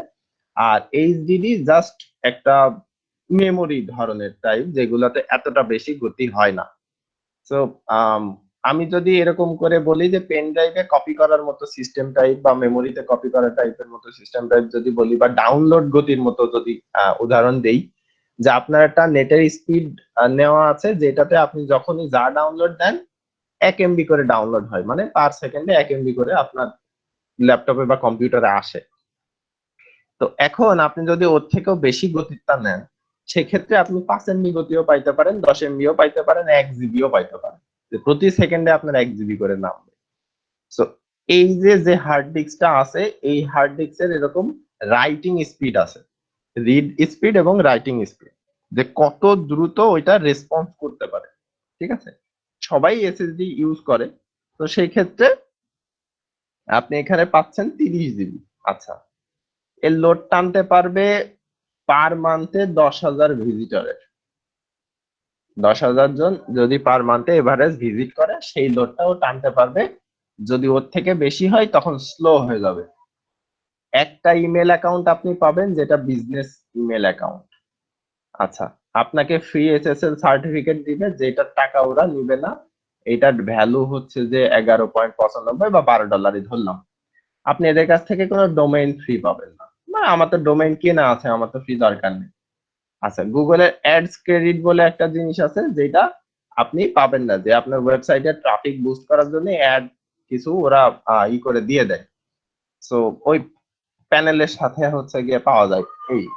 আচ্ছা, তারপরে কি 100 জিবি ব্যান্ডউইথ পাবেন, যে আপনার ওই ওয়েবসাইটের যে রেসপন্স গতি হবে সেটা 100 জিবি পর্যন্ত ব্যান্ডউইথে যাবে। এখন এই 100 জিবির আপনি 8 দিয়ে ভাগ করে ফেলবেন, ভাগ করে যেটা হয় সেইটা পাবেন আর কি। আচ্ছা, তারপরে হচ্ছে গিয়ে ওয়ার্ডপ্রেস দিয়ে আপনি ম্যানেজ করতে পারবেন। ওয়ার্ডপ্রেসের অ্যাক্সেলারেশন খুব ভালো হবে। 30 দিনে মানি ব্যাক গ্যারান্টি। আপনার যদি পছন্দ না হয়, 30 দিনের ভিতরে কোনো সমস্যা হয়, সেক্ষেত্রে আপনি মানি ব্যাক নিতে পারবেন। 2টা ডাটাবেজ আপনি হচ্ছে তৈরি করতে পারবেন বা ওইখানে হোস্ট করতে পারবেন। আর একটা আছে জিআইটি অ্যাক্সেস পাবেন। এখন জিআইটি অ্যাক্সেস বলতে হচ্ছে কি, এই যে এখানে লিখছে যে use the GIT source control system to handle every project with speed and efficiency. আচ্ছা, we integrated it in our hosting plans to allow you create repositories of your website which can later access, download, edit, auto deploy। আচ্ছা, মূল ব্যাপার হচ্ছে গিয়ে এটা perfectly কাজ করার জন্য এবং স্পিড আরো যাতে ভালো পাওয়া যায়, সব সময়ের জন্য অ্যাকুরেট থাকে, সেটার জন্য কাজ করে জিআইটি। আচ্ছা, তো এইটা আপনি পাবেন। এটা আরো কিছু ফিচার আছে। তো আমি যদি অল দেখতে চাই তো অল দেখতে পারবো। আচ্ছা, তারপরে কি আছে, আপনি যদি এইটা সিলেক্ট করেন যে এইটা পার মান্থে $1 মতো করে পড়বে আপনার, আপনি যদি এইটা সিলেক্ট করেন পার মান্থে আপনার হচ্ছে আসতেছে প্রায় $2 একটু বেশি। তো এখানে আপনি 25,000 ভিজিট পাচ্ছেন, আর জায়গা 30 জিবির জায়গায় 100 জিবি পাচ্ছেন। একটা ওয়েবসাইটের জায়গায় আপনি 100টা ওয়েবসাইট হোস্ট করাতে পারছেন। তার সাথে আপনি এখানে সবই প্রায় পাচ্ছেন, শুধু সিডিএন পাবেন না। আচ্ছা, উইকলি ব্যাকআপ হবে। এটা আপনার হচ্ছে যে ম্যানুয়ালি ব্যাকআপ করে নিতে হবে। উইকলি আপনার হচ্ছে যে ওইটা অটো ব্যাকআপ হবে আর কি, আপনি যদি চান ম্যানুয়ালি ব্যাকআপ নিতে পারেন। আচ্ছা, সো এটাতে আপনি সাপোর্ট পাবেন, এটাতেও সাপোর্ট আছে। এটাতে আপনি হচ্ছে যে ক্লাউড ফ্লেয়ার প্রোটেক্টেড হবে নেম সার্ভারের মধ্যে। এটা হচ্ছে যে আপনার ক্লাউডে প্রোটেক্টেড থাকবে। এটা অল টাইমই প্রায় আপ টাইম থাকে বলতেছে এরা, যে গতি কোনো সময় পড়ে না, এদেরও তাই বলতেছে। ডিএনএস ম্যানেজমেন্ট করতে পারবেন, একটা অ্যাক্সেস ম্যানেজার পাবেন, এখানেও পাবেন। এটা সাব ডোমেইন আপনি নিতে পারবেন ওই সাইটের আন্ডারে 2টা, এটাতে 100টা পারবেন। এটার একটা এফটিপি অ্যাকাউন্ট করতে পারবেন, যেসব জায়গা থেকে ওই যে আমরা সিনেমা টিনেমা এরকম টাইপ নামাই জিনিস, আপনি যদি এফটিপি অ্যাকাউন্ট চালাইতে চান এখান থেকে আনলিমিটেড পারবেন। এই যে আনলিমিটেড কি বলে, কর্ন জবস করতে পারবেন। আচ্ছা, আর এইটাতে আপনি সবই করতে পারবেন। সেক্ষেত্রে আপনাকে প্রতি মাসে $4 করে খরচ করতে হবে। তার মানে আপনি যদি পার ইয়ার হিসাব করেন তো $48 করে আপনার খরচ পড়বে। তো সেই ক্ষেত্রে হোস্টিং এর ব্যাপারে আপনি একটু এরকম 2-3টা ওয়েবসাইট যেগুলো আছে ওগুলো একটু প্ল্যান দেখেন। প্ল্যান দেখে আপনার যেটা ভালো মনে হয় সেইটা আপনি নিতে পারেন। আচ্ছা, এখন আসি ডেডিকেটেড হোস্টিং এবং শেয়ার্ড হোস্টিং। শেয়ার্ড হোস্টিং হইলো এই যে আপনি 30 জিবি যে জায়গাটা ফ্রি পাচ্ছেন, সেটা যে হার্ড ডিস্কের থেকে পাচ্ছেন সেই হার্ড ডিস্কে আবার আলাদা ফোল্ডার করা বা আলাদা সেকশন করে বা আলাদা পার্টিশন যেটাই বলেন না কেন সেইটা করে আরেকজনকে ভাড়া দেওয়া হচ্ছে। দেখা যাচ্ছে একই জায়গা থেকে একজনে 100 জিবি ভাড়া নিচ্ছে, আপনি 30 জিবি ভাড়া নিচ্ছেন। এটা হচ্ছে শেয়ার্ড হোস্টিং। যদি এটা ডেডিকেটেড হয় তাহলে এসএসডি যদি 100 জিবির হয়, আপনি ওই 100 জিবি পাবেন। ওইটাতে আর কেউ এন্টার করতে পারবে না, বা ওই হার্ড ডিস্কের ভিতরে আর কেউ তাদের যে সাইট আছে ওই সাইট গুলো ইনপুট করতে পারবে না। ঠিক আছে, ওকে। সো এটা হচ্ছে ব্যাপার ওয়ার্ডপ্রেস এর হোস্টিং। আপনি যদি করতে চান এদের এখানে, বা মাইগ্রেশন করতে চান, মাইগ্রেশন মানে অন্য এক জায়গায় দেখা যাচ্ছে যে এখানে হোস্টিং করা আছে, আপনি এইটা নিয়ে এসে এইটার মধ্যে হোস্টিং করবেন, সেক্ষেত্রে করতে পারবেন। প্রত্যেকটারই আলাদা আলাদা ম্যানেজার আছে, যেটারে হচ্ছে যে আপনার ম্যানেজার বলে, ড্যাশবোর্ড বলতে পারি আমরা, সার্ভার ম্যানেজার বলতে পারি আমরা। ওইখানে 2টা সার্ভারের নাম থাকে, যেরকম এই যে হু ডট ইজ আমরা দেখছিলাম, হু ডট ইজ। আচ্ছা, এইখানে আমরা দেই কোনটা দেয়া যায়, facebook.com-ই দেই, দেয়া ছিল। আচ্ছা, এই যে নেম সার্ভার, হ্যাঁ, এই যে যেসব হোস্টিং সাইট আছে এই হোস্টিং সাইটে নেম সার্ভার থাকে, এরকম 2টা করে ঠিকানা দেয় আমাদের। এদের তো 4টা ঠিকানা, কারণ এরা কর্পোরেট, এদের নিজস্ব যে সার্ভার আছে সেই সার্ভারের মধ্যে করা। তো সেই ক্ষেত্রে আমাদের আসবে এরকম সার্ভারের হচ্ছে কোনো একটা নাম, ডিএনএস, তারপরে যে এন সার্ভার, এরকম টাইপ কিছু একটা নাম আসবে। তো এই 2টা থাকবে আমাদের এই ড্যাশবোর্ডের ভিতরে গিয়ে, ওই 2টা ইমপ্লিমেন্ট করে দিতে হবে। যেটা কিভাবে করতে হয় সেটা আমি দেখাবো পরে। সো এই হইলো কিভাবে ডোমেইন কিনতে হবে, কিভাবে আপনি হোস্টিং করবেন। এটা এখান থেকে ডোমেইন কিনতে পারেন, আপনি ট্রান্সফার করতে পারেন। আচ্ছা, সাপোর্ট আছে, হোস্টিং আছে, ডেডিকেটেড রিসেলার, ভিপিএস, আপনি এখান থেকে এদের কাছ থেকে বিজনেসও করতে পারেন। এখন আমি যদি দেই যে হচ্ছে গিয়ে শেয়ার্ড হোস্টিং, আচ্ছা ওয়ার্ডপ্রেস হোস্টিং দিলাম। আচ্ছা, সো প্ল্যান নিলাম এখান থেকে বাই, আমি এটাই বাই করব, দেখি কি বলে। 2 লাখ ভিজিট পর্যন্ত আমার এখানে সাপোর্ট হবে আর কি, 200K, 2 জিবি পর্যন্ত ব্যাকআপ হবে, এসএসএল সার্টিফিকেট, এই যে চলে আসতেছে। কয়টা সাইটের জন্য নিবেন আপনি সেটা এখান থেকে সিলেক্ট করে দিতে পারেন, যে কয়টা ব্লগ বা কয়টা ব্লগ এরিয়া নিবেন। হ্যাঁ, কত মাসের জন্য আপনি হোস্টিং নিবেন সেটা এখান থেকে সিলেক্ট করে দিতে পারেন। আপনার যদি অ্যাকাউন্ট থাকে তো অ্যাকাউন্টে এখানে আপনার ইমেল অ্যাড্রেস কনফার্ম করবেন, পাসওয়ার্ড দিবেন, এখানে ওইটার ভিতরে হচ্ছে কি আপনার যে পিন যাবে সিকিউরিটি পিনটা দিবেন, দেওয়ার পরে আপনার যে বিলিং এর ইনফো আছে ইনফো গুলো দিয়ে দিবেন, দিয়ে সুন্দর করে আপনার এই যে অ্যাড্রেস দেওয়া আছে সব দিয়ে একদম হচ্ছে গিয়ে একবারে আপনি ই করে দিতে পারবেন। ঠিক আছে, দিয়ে এই যে চেক আউট করে দিবেন। মোট আপনার এই যে এখানে খরচ দেখাচ্ছে $এত খরচ হয় না, অনেক কিছু বাদ দিয়ে দিতে হবে যে হ্যাঁ এগুলো নিবো এগুলো নিবো না। ঠিক আছে, তো এইগুলো হচ্ছে আপনার বিভিন্ন সাইটের বিভিন্ন টাইপের ইয়ে আছে, ওইগুলো দেখে একটুখানি ই করতে হয়। সো আপনার যদি এরা হচ্ছে ডোমেইন বেচতেছে আর কি, তো আপনার যদি ডোমেইন থাকে যে হ্যাঁ আমার একটা ডোমেইন আছে, তো সেই ক্ষেত্রে হচ্ছে যে আপনার আবার কি করা যাইতে পারে। তো যাই হোক, এভাবে হচ্ছে গিয়ে আপনি হোস্টিং করে নেবেন। যদি এটা সিলেক্ট হয় এখান থেকে একটু দেখে নিই আমরা, শপিং কার্ট অ্যাড হচ্ছে,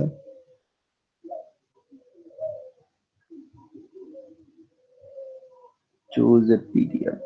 ওকে, এই যে আপনার অ্যাকাউন্টের যে মেইল অ্যাড্রেস এখানে থাকবে, আপনি গুগল দিয়ে আগে থেকে লগ ইন করতে পারেন, পেমেন্ট মেথড আগে থেকে দিয়ে দিবেন, কয়েন বেস সাপোর্ট করে এদের। আপনাদের যদি মনে হয় যে আমার কয়েন পেমেন্ট আছে মানে বিটকয়েন টাইপের, আপনি এখানে ইউজ করে কিনতে পারেন, কোনো সমস্যা নেই। আচ্ছা, তো এখান থেকে কিনতে গেলে আপনার $105 লাগতেছে মোট, আপনি এখান থেকে পেমেন্ট করে কিনে নিতে পারেন। ওকে, তো এই হচ্ছে কিভাবে আপনি হোস্টিং অ্যাকাউন্ট কিনবেন এবং কিভাবে ওই ডোমেইনের সাথে হোস্টিং কানেক্ট করবেন সেটা আমি দেখাবো, তবে এটা আজকে না, কারণ আজকে আমরা বেসিক ইনফো গুলো জানতেছি। তো এই হয়ে গেল, দেখা যাচ্ছে আমাদের ডোমেইন এবং হোস্টিং দুইটা কেনা শেষ। তো এখন আমরা যেটা করব সেটা হচ্ছে, আচ্ছা ব্যান্ডউইথটা বুঝেন নাই, আচ্ছা ব্লু হোস্ট 5 এর মধ্যে মেসেজ দিলে আমি আসলে বুঝতে পারি না, হ্যাঁ, যে আসলে কেউ কিছু বলতেছেন কিনা। একটু নক দিবেন, ঠিক আছে, সাউন্ড করে নক দিয়ে তারপর একটু বলবেন, না হলে ওই যে ওই পর্যন্ত আচ্ছা, আম, খুব কম টাকায় বিক্রি করে, এইগুলা কেমন? আচ্ছা, এগুলাতে আপনি স্পিড পাবেন না, ঠিক আছে। এগুলা যদি আপনি নিতে চান আপনার দেশে বেস্ট করা লোকজনের জন্য, হ্যাঁ আপনি নিতে পারেন। বাট আপনি যদি এরকম করতে চান যে আমি ইন্টারন্যাশনালি বিজনেস করতে চাই বা ইন্টারন্যাশনাল মানুষের জন্যও আমি কিছু কিওয়ার্ড রিসার্চ করে আম, আমি আসলে কিছু জিনিস লিখতে চাই, সেক্ষেত্রে আপনি পারবেন না। তার মানে হচ্ছে আপনার একটা ওয়েবসাইট আছে, আপনি ওই ওয়েবসাইটে যেরকম বাংলাদেশের অডিয়েন্সও আনতে পারবেন, আপনি ইন্ডিয়ার অডিয়েন্সও আনতে পারবেন, আপনি চাইলে দেখা যাচ্ছে যে ওই আফগানিস্তান, পাকিস্তান বা ইংল্যান্ড, আমেরিকার অডিয়েন্সও আপনি আনতে পারবেন। সেটা আপনার খুশি, কারণ ওইটা নির্ভর করবে আপনি কোন টাইপের কিওয়ার্ড ইউজ করতেছেন তার উপরে। কারণ একই কিওয়ার্ড, ওই যে এর আগেও আমরা বলছি যে আমেরিকায় দেখা যাচ্ছে যে খুবই লো এজ হচ্ছে এসইও, তো আমেরিকার লোকজন যখন সার্চ করবে তখন আপনারটা তারা খুঁজে পাবে, ঠিক আছে। আবার যখন দেখা যাচ্ছে যে আপনি ওই একই কিওয়ার্ড দিয়ে জার্মানিতে করতেছেন বা জার্মানির লোকজন খুঁজতেছে, তখন জার্মানির লোকজন আপনাকে নাও খুঁজে পাইতে পারে, কিন্তু দেখা গেল ইটালির লোকজন আবার আপনাকে খুঁজে পাইতে পারে। তো এটা পুরোপুরি কিওয়ার্ডের উপরে নির্ভর করবে যে আপনি কিওয়ার্ড কোনটা ইউজ করতেছেন, কোন কোন দেশ সিলেক্ট করে ইউজ করতেছেন, আচ্ছা, বা কোন কোন দেশ মিলিয়ে ইউজ করতেছেন, যাই হোক। সো তাদের জন্য এরকম টাইপের হোস্টিং বা ডোমেইন এটা করা একদম সমস্যা নেই, আপনি করতে পারেন একদম লোকালের জন্য। আর যদি ইন্টারন্যাশনালি এরকম করতে চান সেই ক্ষেত্রে আপনাকে আহ, একটু ভালো সাইটে যাইতে হবে হোস্টিং করার জন্য, যাতে সার্ভারের রেসপন্সটা ভালো হয়। কারণ দেখেন, আমরা যদি ম্যাপ ওপেন করি, হ্যাঁ, আমরা একটু ম্যাপ ওপেন করি, সেটা হচ্ছে ধরেন ওয়ার্ল্ড ম্যাপ, কথার কথা ওয়ার্ল্ড ম্যাপ। আপনারা অনেকেই হয়তো এই বিষয়ে আসলে আহ না আর কি। আচ্ছা, তো জিওলজি, দেখি ম্যাপ আমাদের আসে কিনা। ওকে, সো আসছে। এখন ব্যাপারটা হচ্ছে এইরকম, আপনি আছেন বাংলাদেশে, এই যে বাংলাদেশ, দেখেন এটা একটু বুঝেন সবাই। আপনি আছেন বাংলাদেশে, ঠিক আছে? আপনি হোস্টিং কিনছেন কোন জায়গার? কানাডার হোস্টিং কিনছেন। এই কানাডার হোস্টিং আপনি কিনতেছেন, এদের সার্ভার কিন্তু শুধুমাত্র কানাডাই নেই, এই সার্ভার সেম জিনিস আপনার কিন্তু অনেক জায়গাতে আছে, ঠিক আছে? সো কানাডায় যারা আপনি কিনতেছেন কানাডার থেকে, কোনো ব্যাপার না, কানাডার যে সাইট আছে বা কোম্পানি আছে আপনি তাদের কাছ থেকে কিনতেছেন, ঠিক আছে? কিন্তু দেখা গেল একজন সার্চ দিয়েছে রাশিয়ার থেকে, একজন সার্চ দিছে রাশিয়ার থেকে, তো তারটার যে সার্চের জিনিস, মানে সার্চের যে হচ্ছে গিয়ে কিওয়ার্ড, যে সে কি সার্চ করতেছে সেইটা তো অবশ্যই গুগল দেখাবে, দেখাবে না? গুগলে সার্চ করার পরে, দেখানোর পরে উনি যখন আপনার ওয়েবসাইটটা খুঁজে পাবে, তারপরে ওই ওয়েবসাইটে যখন ঢুকতে যাবে, তখন এই সার্ভারেরই আরেকটা নেটওয়ার্ক হাব, যেটা রাশিয়ার কাছাকাছি আছে, যেটা ফিনল্যান্ডে হইতে পারে, কাজাকিস্তানে হইতে পারে, মঙ্গোলিয়াতে হইতে পারে, বা রাশিয়াতেও হইতে পারে, সেই জায়গার থেকে তার কাছে সিগন্যাল যাবে। একদম সরাসরি কানাডার থেকে সিগন্যাল যাবে না। কানাডার সার্ভার, এই সার্ভার থেকে এই সার্ভার, এই সার্ভার থেকে এই সার্ভার, তারপরে তার কাছে যাইতে পারে, অথবা এইটার থেকে এই পর্যন্ত সরাসরি, তারপরে এইটার থেকে যাইতে পারে। কিন্তু সরাসরি এইটার থেকে ওইটাতে যাবে না, যতক্ষণ না পর্যন্ত একজন ওই কানাডার থেকে দেখা যাচ্ছে আপনার ওইটা সার্চ দিয়ে আপনার সাইটে ঢুকতেছে, তখন কিন্তু তার কাছাকাছি এই মেইন সার্ভারটাই আছে। সো এই মেইন সার্ভারের থেকে তারা সরাসরি হচ্ছে যে অ্যাক্সেস করতে পারবে। সিস্টেমটা হচ্ছে এই, আপনি আয়ারল্যান্ডের থেকে করেন, ওই ব্রাজিলের থেকে করেন, বা গ্রিনল্যান্ডের থেকে, ডেনমার্কের থেকে করেন, ওটা কোনো ব্যাপার না। ব্যাপার হচ্ছে কি, যে আপনার সার্ভার কতটা দূরে আছে। তো যেগুলো একটু বেশি ভালো সার্ভার, তাদের সার্ভার কিন্তু বেশ কয়েকটা জায়গায় থাকে, যার জন্য মানুষজন যেখান থেকেই হোক না কেন আপনার ওই অ্যাক্সেসটা হয়। তো আমরা একটু বিস্তারিত দেখতে পারি, সেটা হচ্ছে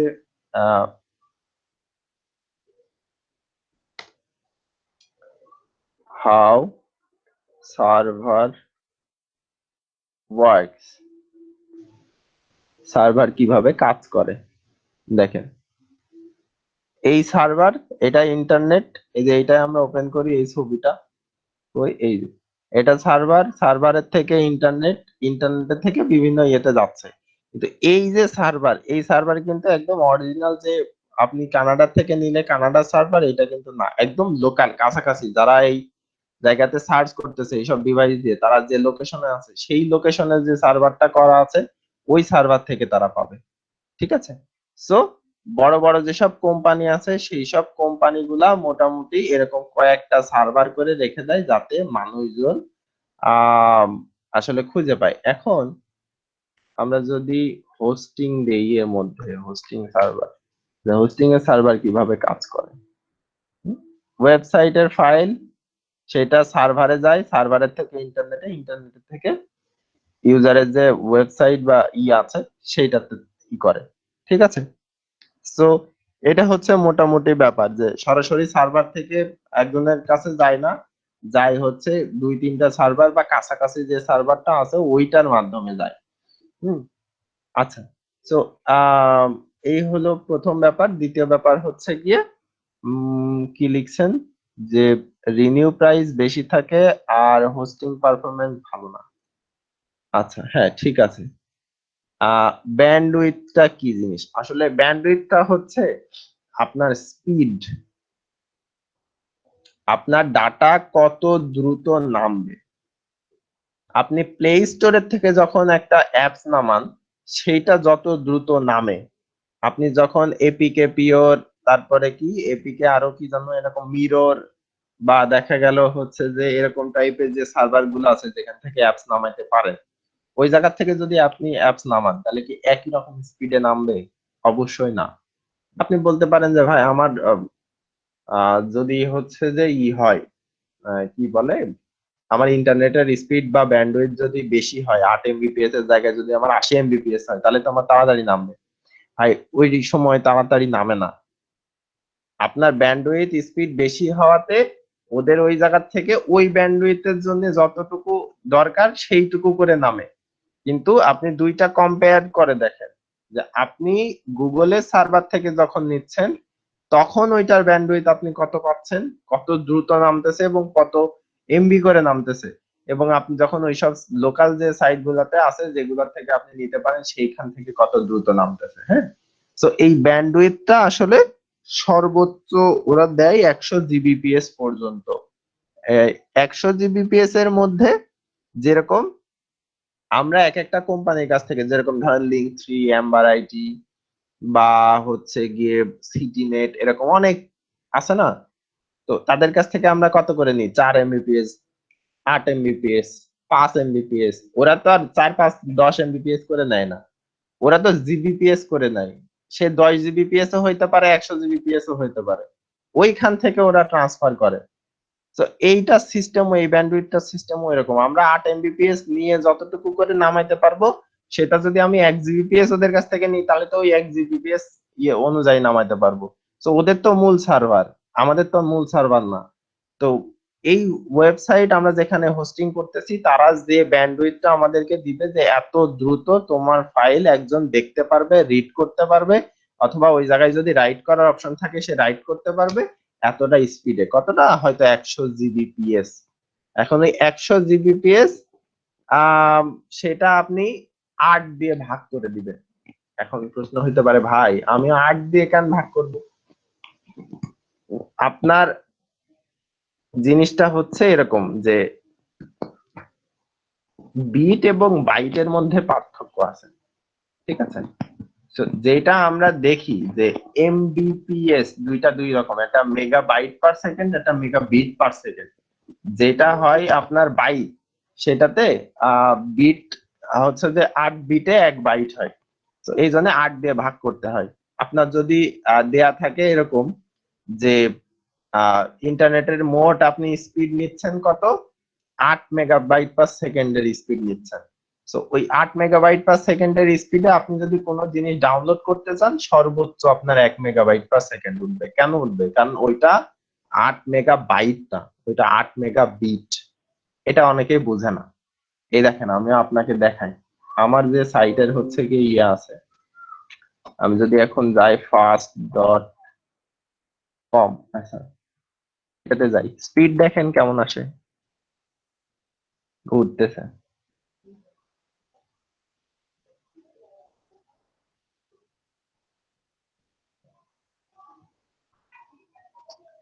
23 মেগাবাইট পার সেকেন্ড বা মেগা, এটা দেখছেন?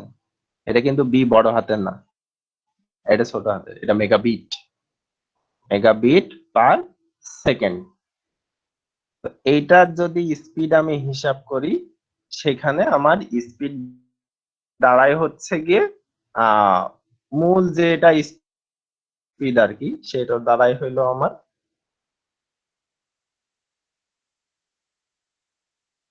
8-এর কাছাকাছি। হ্যাঁ, ফুল 8ও না, 8-এর কাছাকাছি।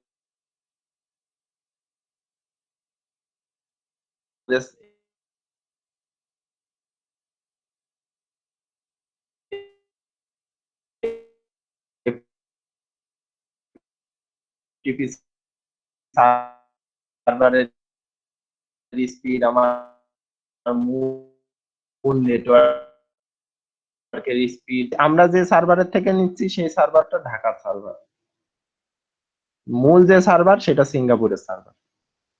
এটার ক্লায়েন্ট কোন জায়গার, আমি নিজে যে ক্লায়েন্টের কাছ থেকে নিচ্ছি সেই ক্লায়েন্ট নিচে হচ্ছে কেরানীগঞ্জ বাংলাদেশ থেকে। ঠিক আছে, সো এইটা যদি আমি মূল আমি হচ্ছে যে ইয়েতে পাই, ব্রাউজ করার সময় পাই বা ডাউনলোড করার সময় পাই, সেটা পাই 8 মেগাবিট পার সেকেন্ড। ওইটা যদি আমি ই করি না, হ্যাঁ, তো ব্যান্ডউইথটা জিনিসটা এরকম। আচ্ছা, আহ বাংলাদেশের কি এক সাইটে দেখলাম ব্যান্ডউইথ আনলিমিটেড। আচ্ছা, তাহলে ওটা কি স্ক্যাম নাকি? আচ্ছা, আনলিমিটেড ব্যান্ডউইথ বলতে কি, আপনি হইলো আনলিমিটেড ভাবে ডাউনলোড করতে পারবেন বা আনলিমিটেড ভাবে ফাইল ট্রান্সফার করতে পারবেন, ব্যাপারটা এরকম। আমরা এই যে যারা ওয়াইফাই চালাই, আমাদের তো ব্যান্ডউইথ ভাই আনলিমিটেড হাউসে দেয়া থাকে, কিন্তু স্পিড দেয়া থাকে আলাদা। তো আপনার যখন স্পিড এরকম আলাদা উল্লেখ করে দেয়া থাকবে যে এত জিবি পর্যন্ত, একজনের তো 100 জিবিও যদি দেয়া হয়, তো সে তো 100 জিবি কাজে লাগাইতে পারবে না ভাই। পারবে? কখনোই পারবে না। এখন ওই ব্যান্ডউইথটা কি জন্য বেশি লাগে, যে একজন মানুষ ওর ভিতরে ঢুকতেছে হয়তোবা 2 এমবিপিএস বা 5 এমবিপিএস এর নেট দিয়ে তারা ব্রাউজ করতেছে, সাথে আরো 10 জন আসছে, তারা 2 এমবিপিএস বা 5 এমবিপিএস করে করতেছে, ব্যান্ডউইথ কিন্তু ভাগ ভাগ হয়ে যাচ্ছে আস্তে আস্তে। আপনার নিজের একটা ডাটা প্যাক কিনেছেন, আপনি 1 জিবি ডাটা প্যাক কিনে নিয়ে আপনি ওয়াইফাই শেয়ার করে দিয়েছেন, আপনার 5 জন ফ্রেন্ড কিন্তু ওইটা নিয়ে করতে যাচ্ছে, তখন আপনার ডাউনলোড স্পিড যেরকম ভাগ ভাগ হয়ে যাবে, এটা ব্যান্ডউইথের স্পিড যেটা থাকে ওইটা ভাগ হয়ে যাবে। কিন্তু যেটা ব্যান্ডউইথ, যে কত বার ডাউনলোড করতে পারবে বা কত টুকু ডাউনলোড করতে পারবে বা কয়বার রিড করতে পারবে, রাইট করতে পারবে, এইটা হচ্ছে টোটালি আনলিমিটেডই থাকে সবগুলাতে। এইটা কোনো ব্যাপার না। হ্যাঁ, ব্যান্ডউইথের স্পিডটা হচ্ছে ব্যাপার। আপনার যেটা স্পিড দেয়া থাকে ওইটাই আলাদা, কিন্তু ব্যান্ডউইথ এই যে আনলিমিটেড, ওইটা ওইরকম আনলিমিটেড ব্যান্ডউইথ হয় না। আনলিমিটেড আপনার সবগুলোরই থাকে, যে আপনি রিড করতে পারবেন কতটুকু, রাইট করতে পারবেন কতটুকু, সেটা ডাউনলোড হবে কতটুকু, আপলোড হবে কতটুকু। সেটা আপনি যদি আপলোড করতে চান সেক্ষেত্রে তো সার্ভারে আপলোড হচ্ছে, আপনি নিজে যখন অফার থাকবেন তখন আপনি আপলোড করতে পারবেন। আপনি যখন একটা পোস্ট করতেছেন সেটা তো একটা ডাটা ফাইল হিসাবে আপলোড হচ্ছে, হচ্ছে না, সার্ভারের মধ্যে। তো সেই ক্ষেত্রে ওইটা তখন আপনি ওই যে 30 জিবি বা 100 জিবি জায়গা কিনতেছেন, ওইটা আস্তে আস্তে ফুল হচ্ছে। কিন্তু ব্যান্ডউইথে যে আনলিমিটেড ব্যাপারটা, এটা ওয়াইফাই এর মতো আর কি, যে আমরা ওয়াইফাই দিয়ে কতটুকু ব্যান্ডউইথ কভার করতে পারি, একটা নির্দিষ্ট পরিমাণের সীমা থাকে, যে সীমা পর্যন্ত আহ মোটামুটি প্রচুর হচ্ছে যে আপনার করা যায় 1 মাসের ভিতরে। যে প্রচুর মানুষ এসে ওইগুলো অ্যাক্সেস করতে পারে আর কি, যে ডাউনলোড করতে পারে, এই করতে পারে। কিন্তু ছোট ছোট যারা ইগুলো আছে, রিসেলার গুলো আছে, তারা এই জিনিসগুলো দিতে পারে না। তাদের কাছে 10 জিবি, 15 জিবি, 20 জিবি এরকম করে ব্যান্ডউইথের থাকে, যে ওই 10-15 জিবি পর্যন্ত সীমা, তারপরে যে আস্তে আস্তে আস্তে আস্তে স্পিড কমে যাবে, তাদের ট্রাফিক যেই বেশি হবে স্পিড কমে যাবে। এই আনলিমিটেড ব্যাপারটা হচ্ছে আপনি যাতে তাদের কাছ থেকে নেন এরকম একটা সিস্টেম, এটা এতটাও না, ভালো না। আচ্ছা, আর আরেকটা প্রশ্ন হচ্ছে, তাহলে ভাই ওরা কিভাবে করে, কিভাবে পায়? দেখেন, আমরা এর আগেও একটা গেছিলাম, কোন জায়গায় গেছিলাম, hostgator.com, hostgator-এ গেছিলাম না? এই যে hostgator.com, দেখছেন, মানে দেয়ার সাথে সাথে চলে আসতেছে, এদের এতটা স্পিডি জিনিস। আচ্ছা, এই যে আছে দেখেন, shared hosting, website builder, pro hosting, যেটি এই যে রিসেলার,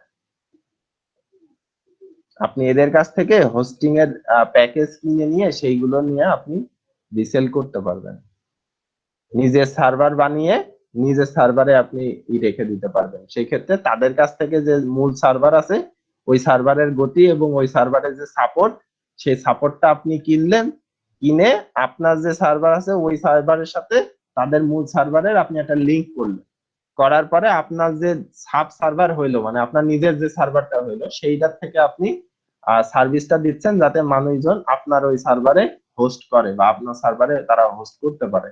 হ্যাঁ, যে তুমি আমার সার্ভারে রাখো, আমি এরকম এরকম টাকা নেবো। কত টাকা? 300 টাকা, 200 টাকা, 500 টাকা।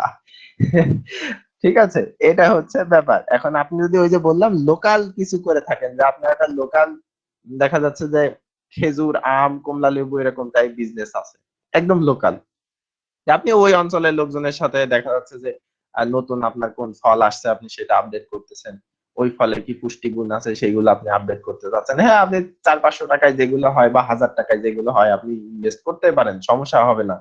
কিন্তু আপনি যদি ইন্টারন্যাশনালি বড় বিজনেস করতে চান সেই ক্ষেত্রে এই মানে লোকাল যে সার্ভার গুলো আছে এই সার্ভার গুলো একেবারে নেওয়া উচিত না।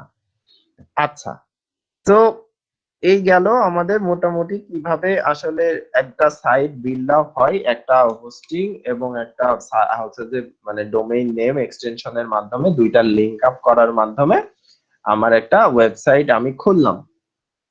এখন ধরেন এই যে আমি বললাম যে আমার ওয়েবসাইট নেই, তো আমার এখন কিন্তু ওয়েবসাইট হয়ে গেল, যে আমি ডোমেইন নাম এক্সটেনশন দুইটাই কিনছি, আমি হোস্টিংও নিছি, দুইটার সাথে লিংকও করছি, কথার কথা ওয়ার্ডপ্রেসে একটা সাইট বানাইছি এবং ওই সাইটে আমার প্রিমিয়াম একটা সাইটের নামও আছে।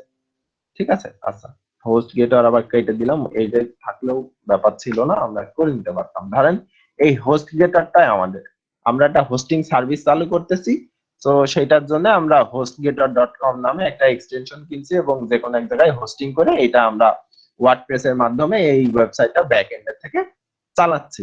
ঠিক আছে, তো এখন আমাদের তো প্রথমে কি করতে হয়, একটা পেজ ক্রিয়েট করতে হয়, কিসের, হোম পেজ, এটা আমাদের হোম পেজ। তারপরে আমরা যে টাইপের সার্ভিস গুলো দিব সেই সার্ভিসের আলাদা আলাদা পেজ গুলো ক্রিয়েট করে নিতে হয়, নিলাম, পেজ গুলো ক্রিয়েট করে নিলাম।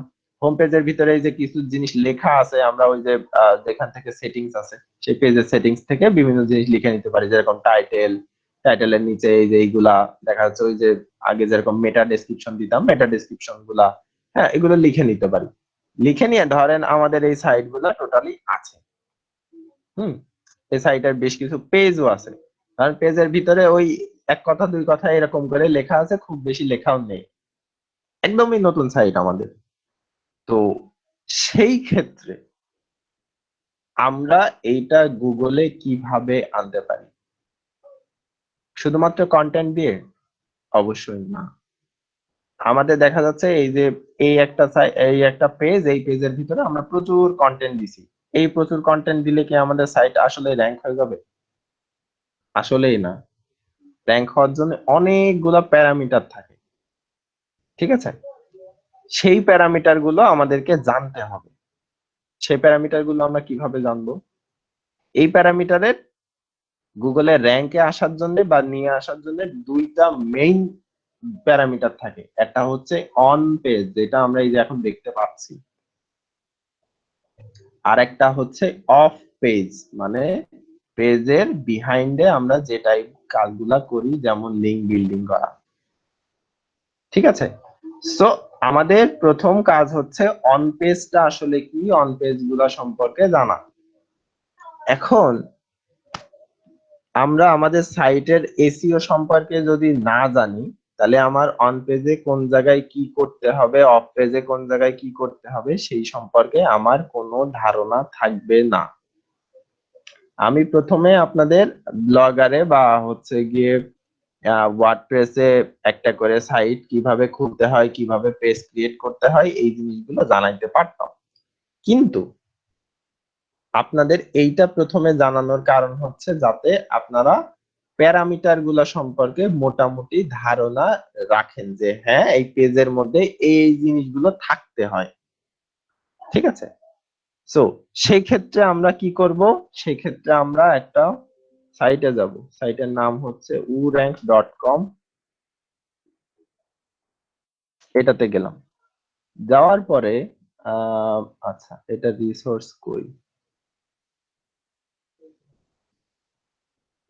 আচ্ছা আম, এটা আগে অন্যরকম ছিল, এদের আবার বদলাইছে, খুব ভালো, competitive analysis, okay, instant website review.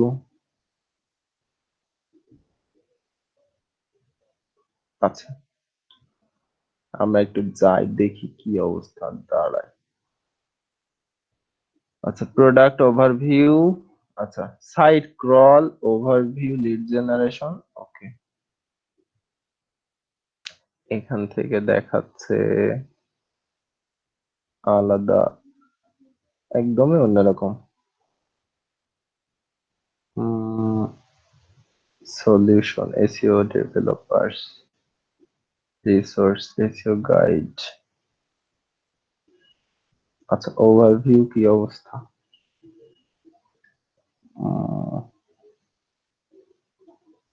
আচ্ছা, ওভারভিউ। ওকে, get started.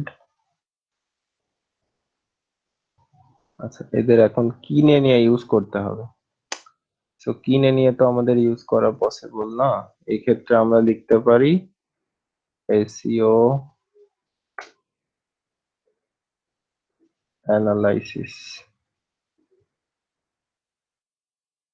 Tools, SEO analysis tools. আচ্ছা, মোজ দিয়ে করা যায়। এগুলো তো প্রিমিয়াম লাগে। আচ্ছা, এই একটা আছে এসইও অপটিমার, এই একটা।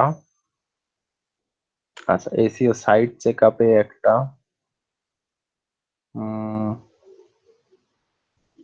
আচ্ছা, এই দুইটাতে আমরা আগে গিয়ে দেখি কাজ হয় কিনা। সম্ভবত হবে, হ্যাঁ, রাইট। আচ্ছা, সো আমরা এখন হোস্ট গেটার যেটা আছে এটা কপি করলাম, করার পর এটাতে দিলাম, দিয়ে অডিট করলাম। সেম জিনিস, চেকআপ এবং অডিট। আচ্ছা, এই যে একটু টাইম নিবে, নেয়ার পরে এই যে টোটালি আপনাকে হচ্ছে যে দেখাই দিবে যে এর এসইও কেমন অবস্থায় আছে, যে আসলে র‍্যাঙ্ক হওয়ার মতো কিনা, বা কোন কোন জায়গায় সমস্যা আছে, কোন কোন জায়গায় সমস্যা নেই, কোন জায়গায় সমস্যা আমার ঠিক করতে হবে, কোন জিনিস অ্যাড করতে হবে। হ্যাঁ, এরকম টাইপ। ওকে, এটাতে একটু টাইম লাগে ক্রল করতে।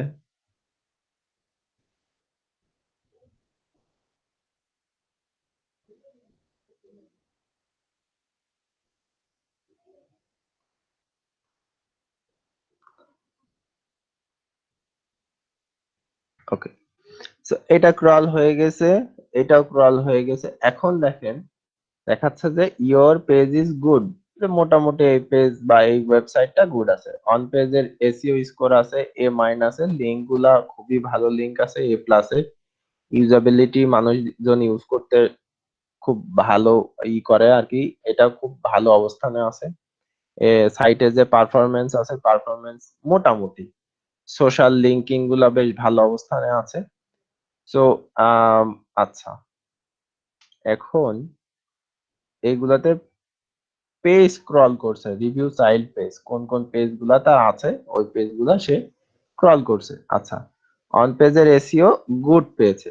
অন পেজের মধ্যে তাহলে কি কি এরা নিচ্ছে? একটা পেজের টাইটেল ট্যাগ, মানে এই যে টাইটেল যেটা, ঠিক আছে, টাইটেল ট্যাগ। কই গেল? আচ্ছা, এই যে টাইটেল, টাইটেল তারা কি দিছে? টাইটেল দিছে হচ্ছে ওয়েব হোস্টিং, তারপরে 2021 বেস্ট ওয়েবসাইট হোস্টিং, হোস্ট গেটার।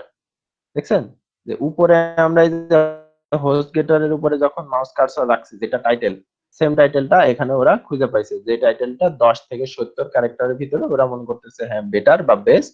ওরা এটা দিয়েছে যে লেন্থ আসছে 53টা ক্যারেক্টারের। আচ্ছা, ওরা মেটা ডেসক্রিপশন, হ্যাঁ মেটা ডেসক্রিপশন দিছে, এবং মেটা ডেসক্রিপশনটাও 153 ক্যারেক্টারে আছে, যেটা ওরা বলতে যে 70 থেকে 320 ক্যারেক্টারের ভিতরে হইলে ভালো থাকে। ওকে, তারপরে কি আসতেছে? হেডার ট্যাগস, বডি কন্টেন্ট, যে বডির ভিতরে যে কন্টেন্ট গুলো আছে, এই কন্টেন্টের যে ট্যাগ গুলো আছে তার ভিতরে কোন কোন ট্যাগ কয়বার ইউজ করা হয়েছে। H1 ট্যাগ ইউজ করা হয়েছে একবার, H2 একবার, H3 একবার, বাকি যা আছে H4 এ সবগুলো, H5 হয় নাই, H6 এ আছে। আচ্ছা, আপনারা এখান থেকে ডিটেইলস দেখতে পারেন। কিওয়ার্ডের কনসিস্টেন্সি এখানে মেইনটেইন করেনি। জাস্ট হোস্টিং যে কথাটা আছে, যেহেতু ওরা হোস্টিং এর সাইট, সেহেতু ওদের হোস্টিং এর যে কিওয়ার্ডটা আছে ওইটা টাইটেল, ট্যাগ, হেডিংস এবং পেজের ফ্রিকোয়েন্সি জায়গাতে বেশ কিছু জায়গায় ইউজ করছে। আচ্ছা, ফ্রেজ ইউজ করছে তারা হচ্ছে যে বেশ কয়েকটা, যেগুলোর সাথে এক একটার সাথে এক একটা হয়তো বা দেয়া আছে। ওকে, অ্যামাউন্ট অফ কন্টেন্ট, কতটুকু কন্টেন্ট আছে, পুরা পেজ মিলে 294 ক্যারেক্টার লেখা আছে বা 294টা ওয়ার্ড লেখা আছে। ঠিক আছে, আচ্ছা। ইমেজ যেগুলো আছে, ইমেজ কোন যদি থাকে সেগুলোর অল্টার অ্যাট্রিবিউট করা আছে কিনা সেটা দেখাইছে। আচ্ছা, এগুলো ইন্ডেক্স হয়েছে কিনা, মানে গুগল খুঁজে পাচ্ছে কিনা। ঠিক আছে, এটা শুধুমাত্র যে পেজ ইন্ডেক্স হয় তাই না, যে হেডারও ইন্ডেক্স হইতে হয়। হুম। আচ্ছা, তারপরে হচ্ছে যে এদের সিকিউরিটি আছে কিনা। এই সিকিউরিটি বলতে বোঝায় এই যে আমরা যখন দেই আর কি, যে কোনো একটা সাইটের নাম দেই, তো সেই সাইটের সময় এই যে এইচটিটিপিএস যেগুলো এস থাকে সেগুলো সিকিউরড বেশি। ঠিক আছে, আর যেগুলো শুধুমাত্র এস থাকে না, জাস্ট এইচটিটিপি থাকে, ওগুলো একটু আনসিকিউরড অবস্থায় থাকে, মানে অতটা সিকিউরড না এরকম। আচ্ছা, তো এটা রিডাইরেক্ট হয় কিনা, মানে আমি যদি শুধুমাত্র hostgator.com লিখি তাও এইচটিটিপিএস এ আসে কিনা, এটা কিভাবে করতে হয় আলাদা সব সিস্টেম আছে। আগে আপনারা জানেন যে কি কি থাকে। তারপরে আছে robot.txt, যেটার মাধ্যমে আসলে গুগল হচ্ছে যে তার রোবট পাঠাইতে পারে ওই সাইটটা ক্রল করার জন্য। আচ্ছা, গুগল অ্যানালিটিক্স এ তারা এই পেজটা অ্যাড করছে কিনা, মানে বিভিন্ন, এই যে আমরা এখানে গেলাম, এখান থেকে আমরা কোন জায়গা থেকে গেছি, সরাসরি এই নাম টাইপ করে গেছি, নাকি হচ্ছে যে গুগলে সার্চ দিয়ে গেছি, বা তার এর ভিতরে যে কিওয়ার্ড আছে সেই কোন একটা কিওয়ার্ডের মাধ্যমে গেছি, বা তারা কোনো অ্যাড দিয়েছে, যে বিভিন্ন জায়গায় অ্যাড দেয় না, so সেই অ্যাড দিয়েছে সেই জায়গা থেকে গেছি। অনেকগুলো এরকম টাইপের যে মেজারমেন্ট আছে সেগুলো করার জন্য তারা গুগল অ্যানালিটিক্স এ এগুলো অ্যাড করছে। তারপরে আছে হচ্ছে স্কিমা ডাটা বা স্ট্রাকচার ডাটা, যে এই পেজের যে স্ট্রাকচার আছে ওই স্ট্রাকচারের একটা ডাটা থাকে, সেই ডাটাটা অ্যাড করে দিতে হয়। আচ্ছা, তো তাদের যে টপ কিওয়ার্ড আছে সেই কিওয়ার্ডের র্যাঙ্কিং পজিশন কোন কোন জায়গায় বা কোন কোন দেশে কোন কোন পজিশনে আছে। তো হটমেইল এই কথাটা আছে হচ্ছে যে এই যে একটা কান্ট্রি, সেই কান্ট্রিতে হচ্ছে যে 82 নাম্বার, 83 নাম্বার, ব্রাজিলে আছে 2 নাম্বার, আমেরিকাতে 1 নাম্বারে আছে হোস্টগেট, হোস্টগেটার আছে 1 নাম্বার, গেটার হোস্ট আছে 1 নাম্বার, গেটার হোস্টিং আছে 1 নাম্বার, গুগল ম্যাপা এই কথাটা 33 নাম্বার, তারপরে হোস্টগেটার ইন্ডিয়াতে আছে, এরকম। সো কিওয়ার্ড গুলো আমরা এখান থেকে দেখতে পাচ্ছি যে বেশ কিছু কিওয়ার্ডে থাকতে হয়। মান্থলি একটা ট্রাফিক দেখতে পাচ্ছি, তাদের মোট ট্রাফিকের ভলিউম কত। আচ্ছা, তারপরে হচ্ছে গিয়ে কিওয়ার্ডের পজিশন কোনটা কেমন অবস্থায় আছে। 1 নাম্বার পজিশনে তাদের 5,984টা আছে, লিঙ্ক করা আছে কিনা সেগুলো দেখাচ্ছে।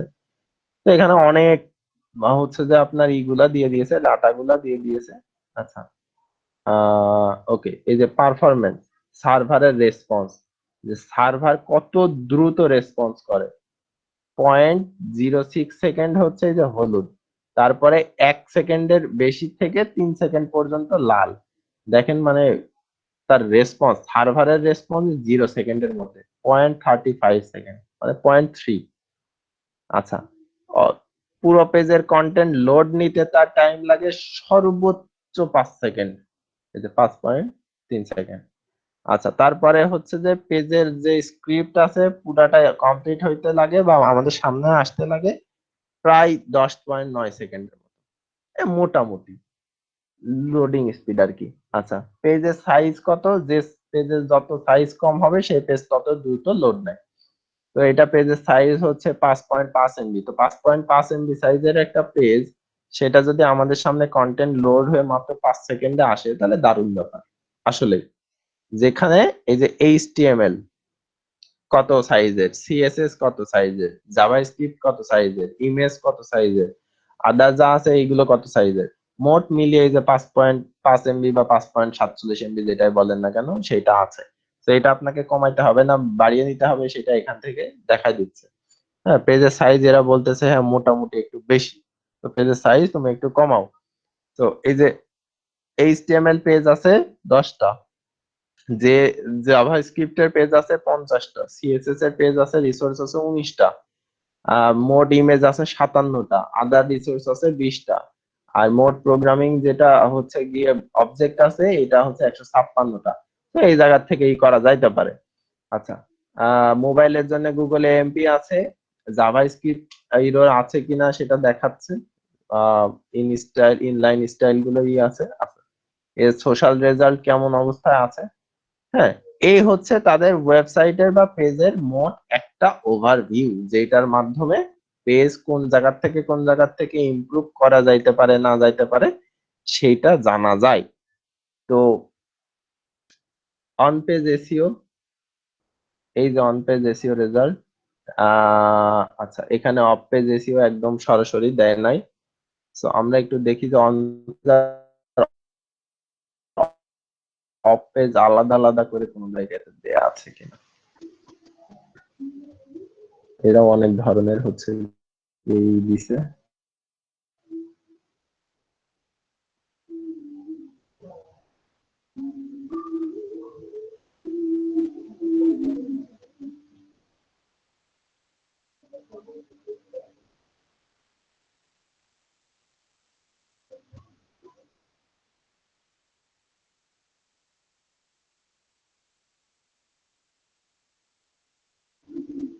আচ্ছা, এরা হচ্ছে জেনারেল এসইও।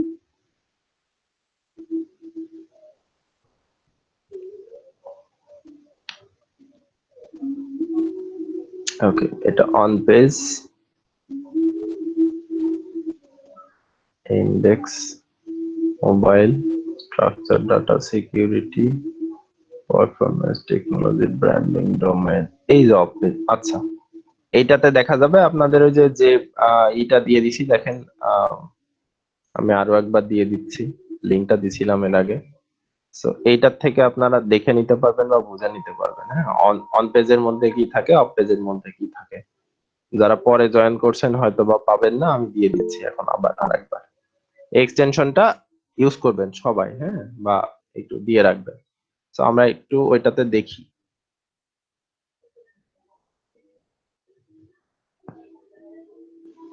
আচ্ছা, কোন স্কোর কেমন হইলে ভালো হয় সেটা পরে, আমরা আগে দেখে নিই অন পেজের মধ্যে কি কি থাকে আর অফ পেজের মধ্যে কি কি থাকে।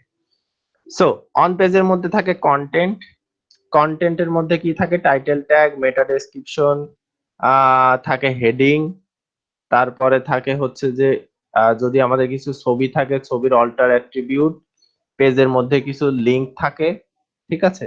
তারপরে থাকে যে আম, আমরা কোন ল্যাঙ্গুয়েজে করতেছি সেই ল্যাঙ্গুয়েজটা, আর ওয়েব ফিড অটোমেটিক্যালি ইউআরএল যেটা উপরে থাকে সেটা। আচ্ছা, সেটা আসলে ইন্ডেক্স হয়েছে কিনা গুগলের মধ্যে সেটা, রোবট ডট টিএক্সটি মানে গুগলের রোবট যেটা আছে ওটা ক্রল করতে পারবে কিনা সেটা, এক্সএমএল এর সাইট যে ম্যাপ আছে সাইট ম্যাপটা যেটা কপি করে দিতে হয়। আচ্ছা, তারপরে হচ্ছে যে সাইট ম্যাপের ভ্যালিডিটি ওইটা অটোমেটিকলি এটার সাথে জড়িত থাকে, সো ওইটার দরকার হয় না। আচ্ছা, ব্রোকেন লিঙ্কস, যে কোনো লিঙ্ক পোস্ট করার সময় দেখা যাচ্ছে যে ব্রেক হয়ে যায়, সেই লিঙ্কে কাজ করে না, সেগুলো আছে কিনা দেখতে হয়।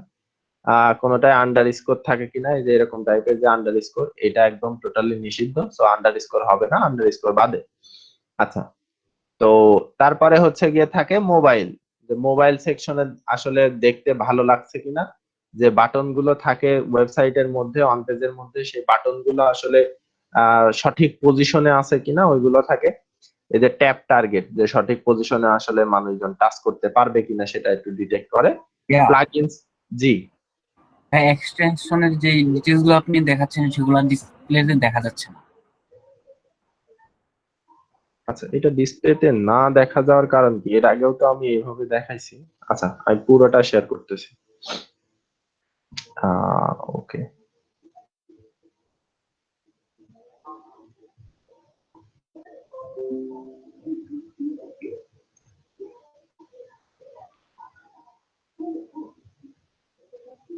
আচ্ছা এবার দেখা যাচ্ছে কি? জি ভাইয়া, এবার দেখা যাচ্ছে।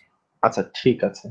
তো এই যে আমরা প্রথমে যেটা দেখছিলাম সেটা হচ্ছে আমরা বলছিলাম যে পেজের আসলে দুই রকমের ভাগ থাকে, একটা অন পেজ আর একটা অফ পেজ। অন পেজ আমরা যেটা একদম সরাসরি একজন ইউজার হিসেবে দেখতে পাই, সেটা যে ইউএক্স বা ইউআই আপনি যেটাই বলেন না কেন, যে ইউজার ইন্টারফেস মানে যেটা আমরা দেখতে পাচ্ছি, আর এবং ইউজার এক্সপেরিয়েন্স যে আমরা আসলে চালানোর সময় কেমন এক্সপেরিয়েন্সটা পাচ্ছি, এই দুইটা মিলে হচ্ছে অন পেজ।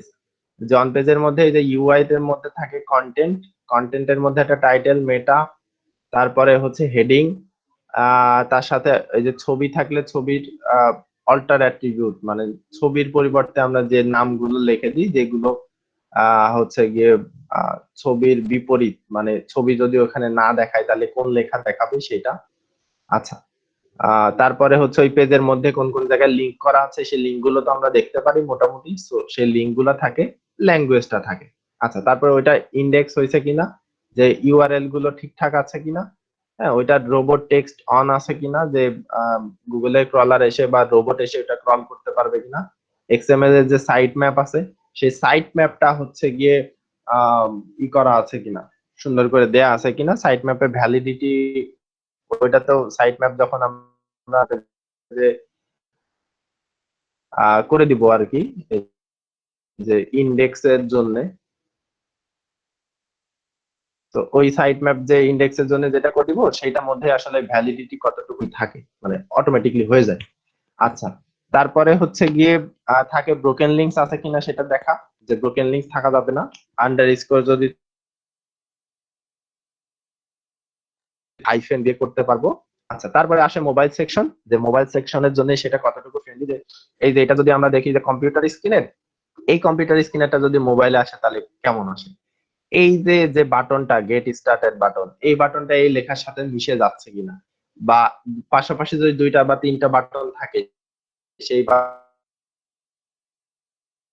বাটনে একটা চাপ দিতে গিয়ে আরেকটায় চাপ চলে যাচ্ছে কি। আচ্ছা, কিছু প্লাগইনস কোনটা আছে কিনা কন্টেন্টের জন্য, সেই প্লাগইনস গুলা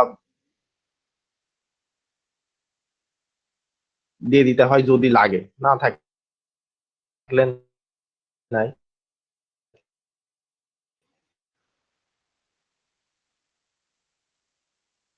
ফন্টের সাইজের একটা ই থাকে, যে যে সাইজটা অ্যাকুরেট বা প্রপার, যে হ্যাঁ এই সাইজ দিলে মোটামুটি গুলো করা আছে কিনা বা স্কিমাটা সেটা দিতে হয়। আচ্ছা, মানে আস্তে আস্তে একদম আমরা প্রথম থেকে ডিপের মধ্যে যাচ্ছি, ঠিক আছে। তাহলে ওই টুইটার কার্ডে ক্রস দেখাই, এইটাও এতটা।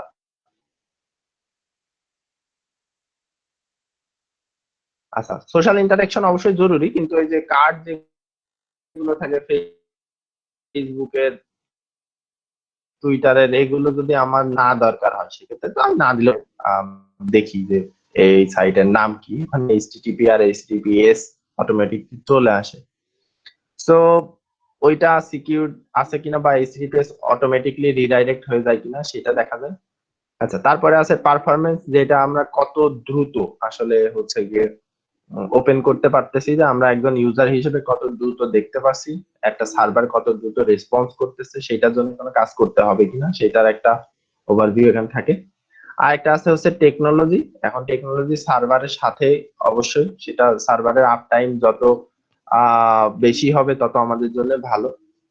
সার্ভারের যে লোকেশন দেখাচ্ছে, সিঙ্গাপুরের লোকেশন, সার্ভারের কোন কোন টেক ইউজ করা হয়েছে, এই টেকনোলজি সেটা টোটালি নিজেদের উপরে ভিত্তি করে, যে আমার এই ডাটা লাগবে। এরা যে অ্যামাজনে ক্লাউড ফ্রন্ট ইউজ করছে, অ্যামাজন ওয়েব সার্ভিস ইউজ করছে, বুটস্ট্র্যাপ ইউজ করছে, কন্টেন্টফুল, এগুলো আসলে ওয়েব ডেভেলপার যারা তারাই তো ভালো বোঝে এগুলো, আমাদের জন্য এতটাও প্রয়োজনীয় না। যদি আমরা এসইও নিয়ে কাজ করতে চাই একদম সরাসরি, যেটারে বলে এসইও মাস্টার ক্লাস, ওইটার সময় এইগুলো মোটামুটি জরুরি হবে। অ্যানালিটিক্স, যে গুগল অ্যানালিটিক্স এ যোগ করা আছে কিনা, ফেসবুকের থেকে যারা আসছে সরাসরি, বা আমরা এই যে এখন এখানে গেছি তারপরে ফেসবুকে ঢুকবো, সো ফেসবুকে আমাদের ওই এদের অ্যাড যদি দেওয়া থাকে সেটা দেখাবে কিনা। গুগলের যে অ্যাডওয়ার্ড ট্র্যাকিং আছে, যে আমরা কোন কোন কিওয়ার্ড টাইপ করে এদের এখানে আসছি, সেই কিওয়ার্ড দিয়ে হচ্ছে যে গুগল ট্র্যাক করে সেটা আমাদেরকে ওই কিওয়ার্ড গুলোর মাধ্যমে যদি কোনো অ্যাড থাকে সেই অ্যাড গুলো আমাদেরকে দেখাবে কিনা। যে ইউটিউবে গেলেও আমরা দেখতে পারি হয়তো বা, এই যে গুগলের অ্যানালিটিক্স আছে যেগুলো মেজারমেন্ট করতে হয়, বিভিন্ন ডাটা দেখতে হয়। সার্চ কনসোল, যেটাতে গুগলের হচ্ছে যে সার্চ কিভাবে হচ্ছে না হচ্ছে ওই টাইপের যে ডাটা গুলো আছে ওগুলো দেখার জন্য ইউজ করা হয়, যে গুগলের সার্চ কনসোলে অ্যাড করতে হয় সাইট, হ্যাঁ। আচ্ছা, তারপরে আছে এই যে হটজার, একটা ধরনের প্লাগইন, লিঙ্কডইন এর ইনসাইটস ট্যাগ, টুইটারে কনভার্সন ট্র্যাকিং, এই যে ফেসবুক পিক্সেলের মতো এই দুইটাও সেম জিনিস। আচ্ছা, এই গেল। তারপরে আছে ব্র্যান্ডিং। ব্র্যান্ডিং বলতে হচ্ছে ইউআরএল কয়টা ক্যারেক্টারে, দেখেন 9টা ক্যারেক্টার দিয়েছে।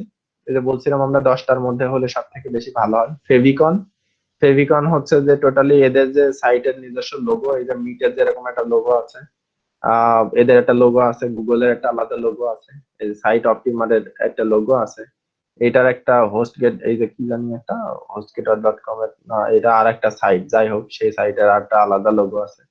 তো এই লোগো বা ফেভিকন দেয়া আছে কিনা, ওদের কাস্টম 404 অ্যাড করা আছে কিনা, এগুলো থাকে। তারপরে হচ্ছে যেটা ইনফরমেশন, যে কত বছর আগে হয়েছে, কত বছর পরে এটা এক্সপায়ার হয়ে যাবে, ডোমেইনের অ্যাবিলিটি, এইগুলা মোটামুটি প্রভাব ফেলে যে সাইটের ডোমেইন যত আগে কেনা হয়েছে, মানে এজ মোটামুটি 5-6 বছর আগে, এসইও করতে একটু সুবিধা হয়, দ্রুত এসইও হয়, মানে লিঙ্ক হয়। তো এই হচ্ছে এতগুলো জিনিস অন পেজের মধ্যে যেগুলো আমরা ইউজ করি এবং দেখি বা এক্সপেরিয়েন্স নেই, কোনো না কোনো হচ্ছে যে একটু ইয়ে আছে। আচ্ছা, এরপরে হচ্ছে গিয়ে যেটা থাকে সেটা হলো অফ পেজ। অফ পেজের এই যে ব্যাকলিঙ্ক, দেখছেন সব ব্যাকলিঙ্ক, এই হলো অফ পেজ। আচ্ছা, তো ট্রাফিক ব্যাপারটা হচ্ছে যে অফ পেজের ভিতরে পড়ে না, ট্রাফিক ব্যাপারটা আলাদা, কিন্তু অফ পেজের মধ্যে যা আছে সবই ব্যাকলিংকের ব্যাপার। হ্যাঁ, ট্রাফিক হচ্ছে কোন কিওয়ার্ডের জন্য কোন জায়গা থেকে আসতেছে, কোন লিংকের থেকে আসতেছে, এটাই হচ্ছে ব্যাপার ইয়ের। আচ্ছা, গুগল অ্যানালিটিক্স, এটা যে সেশন আছে ওইটা অন পেজের ভিতরে থাকে, বা এগুলো টেকনিক্যাল বলা যায়। এই যে গুগল অ্যানালিটিক্স, তারপরে লোকাল ডিরেক্টরিজ, সোশ্যাল যে প্রোফাইলের লিঙ্কিং গুলো, লোকাল ডিরেক্টরিজ এর লিঙ্কিং গুলো, এগুলো অফ পেজের ভিতরে। কিন্তু গুগল অ্যানালিটিক্স এর যে ডাটা গুলো, সেই ডাটা গুলো, তারপরে লোকাল ডিরেক্টরি গুলো, তারপরে সোশ্যাল প্রোফাইল যদি লিঙ্কিং না করা থাকে, সোশ্যাল প্রোফাইলে যদি কোনো কন্টেন্ট থাকে, ওইগুলো সব অন পেজের ভিতরে থাকবে। এই যে টুইটারের যে অ্যাকাউন্ট আছে, ফেসবুকের অ্যাকাউন্ট আছে, এই যে সব লিঙ্ক করা, এই জন্য এগুলো অফ পেজের ভিতরে দেখাচ্ছে। এই যে ইনস্টাগ্রামের ওদের অ্যাকাউন্ট আছে, লিঙ্কডইন এর মধ্যে ওদের অ্যাকাউন্ট আছে, ফেসবুকের এই যে ভিউজ এর করা আছে, হ্যাঁ, এগুলো অফ পেজ। তো অফ পেজ বলতে আমরা সরাসরি বুঝবো যে লিঙ্কিং যে সেকশন, সেটা হচ্ছে অফ পেজের। সো আমরা যেহেতু আম, এখনো পর্যন্ত পেজ কিভাবে পুরোপুরি সিলেক্ট মানে করতে হয়, ফিল আপ করতে হয় সেটা শিখিনি। প্রথমে আমরা এখানে চলে আসছি, এটা চলে আসার দুইটা কারণ আছে। একটা কারণ হচ্ছে আপনারা যাতে, যারা এখনো পর্যন্ত কোনো গিগ ক্রিয়েট করেননি, তারা যেন কোনো না কোনো গিগ অবশ্যই দিতে পারেন, সেইটার জন্য বা সেটা একটু সহজ করে দেওয়ার জন্য আমাদের এটা করা। কারণ আপনারা গিগ তৈরি করতে অনেক বেশি টাইম নিচ্ছেন। সো আপনাদেরকে জানাতে চাচ্ছি যে এই যে যে অডিট করে দেয়া, হ্যাঁ, এই অডিটটা করে দেয়া, এইটার একটা গিগ ক্রিয়েট করা যায়। আমাকে একটু টাইম দিবেন আজকে, আহ একটু লং হবে, সর্বোচ্চ আর 10 মিনিটের মতো, যাতে হচ্ছে গিয়ে আপনাদের একটা কাজ দিয়ে আমি মোটামুটি হচ্ছে আজকে সেশন শেষ করতে পারবো। তো দেখেন, আমি যদি এখানে দেই যে ওয়েবসাইট, ওয়েবসাইট এসইও, এই যে ওয়েবসাইট এসইও অডিট রিপোর্ট, দেখছেন এসইও অডিট, হ্যাঁ, তো আমি অডিট রিপোর্টেই দিলাম। 7,000-এর মতো সার্ভিস আছে, দেখেন। I will provide a professional SEO audit report and competitive website analysis. আচ্ছা, উনি ওই ওয়েবসাইটে অ্যানালাইসিস করে দিবে এবং রিপোর্ট দিবে। আচ্ছা, ইনি কি করবে? I will review your website, provide a detailed SEO audit report. আচ্ছা, সো মোটামুটি আপনি যদি রিপোর্ট দিতে চান, এই যে আমরা যেগুলো দেখলাম আসলে এক্সটেনশনের মাধ্যমে, এগুলোই হচ্ছে মোটামুটি একটা খুব বেসিক রিপোর্ট। এটার একটা ডিটেইলস রিপোর্ট করা যায়, সেটা আপনি যদি ম্যানুয়ালি করতে চান ম্যানুয়ালি করতে পারবেন। আপনি যদি এইভাবে টুলস এর মাধ্যমে করতে চান টুলস এর মাধ্যমে করতে পারবেন। সো কেউ যদি কিওয়ার্ড রিসার্চ এর পাশাপাশি এসইও অডিট নিয়ে বা এসইও অডিট রিপোর্ট নিয়ে কোনো দিতে চান আর কি, গিগ দিতে চান, সেই ক্ষেত্রে আপনার এসইও অডিট নিয়ে একটু ঘাটাঘাটি করতে পারেন, করে হচ্ছে গিয়ে একটা গিগ তৈরি করে ফেলতে পারেন একই রকম স্টাইলে। যে আমরা এর আগে যেরকম আগের একটা গিগ হচ্ছে যে এডিট করছিলাম সেইভাবে, মানে গিগ তৈরিও করছিলাম সেইভাবে একই রকম করে করে ফেলতে পারবেন। মোটামুটি এইগুলোর কাজ আছে, হ্যাঁ, কাজ কিন্তু নেই তা না। আপনারা এখানেও দিতে পারবেন, এসইও ক্লার্কেও দিতে পারবেন, যে কোনো জায়গাতেই দেয়া যাবে। এটারও মোটামুটি ভালো ডিমান্ড এবং চাহিদা বা কাজ দুইটাই আছে। মোটামুটি কেউ দ্বিতীয় পেজে তৃতীয় পেজে থাকলেও কাজ করতে পারতেছে। এখন সেই ক্ষেত্রে হচ্ছে গিয়ে আম, আর একটা টুলস আমার কাছে আছে। এই যে যে এসইও অডিট রিপোর্ট যারা দেয়, আপনারা জেনে রাখবেন যে এরা সবাই মোটামুটি প্রিমিয়াম টুলস ইউজ করে। প্রিমিয়াম টুল ছাড়া এসইওর যে একদম ডিটেইলস যে রিপোর্ট আছে, সেই রিপোর্ট অবশ্যই প্রোভাইড করা সম্ভব হয় না। হ্যান্ডমেড এসইও অডিট এটা ম্যানুয়ালি করে, অন পেজের কোন কোন ইস্যু আছে সেইগুলো উনি দেখে ঠিক করে হচ্ছে যে একটা রিপোর্ট দিবে, টেকনিক্যাল ইস্যু আছে কোন কোন জায়গায় কি করা যাবে, কি ভুল আছে না আছে সেগুলো লিখে দিবে, অফ পেজের ইস্যু গুলো লিখে দিবে। ঠিক আছে, এই যে একটা দিছে, আমরা একটু দেখি যে উনি কি দিছে। আমরা ছবিটা একটু দেখি, তাহলে আমরা আরো একটু ভালো বুঝতে পারবো যে হ্যাঁ আসলে ওনাদের সাথে আমাদের রিপোর্ট গুলোর মিল থাকবে কিনা। ঠিক আছে, উনি $5 দিচ্ছে, খুবই ভালো।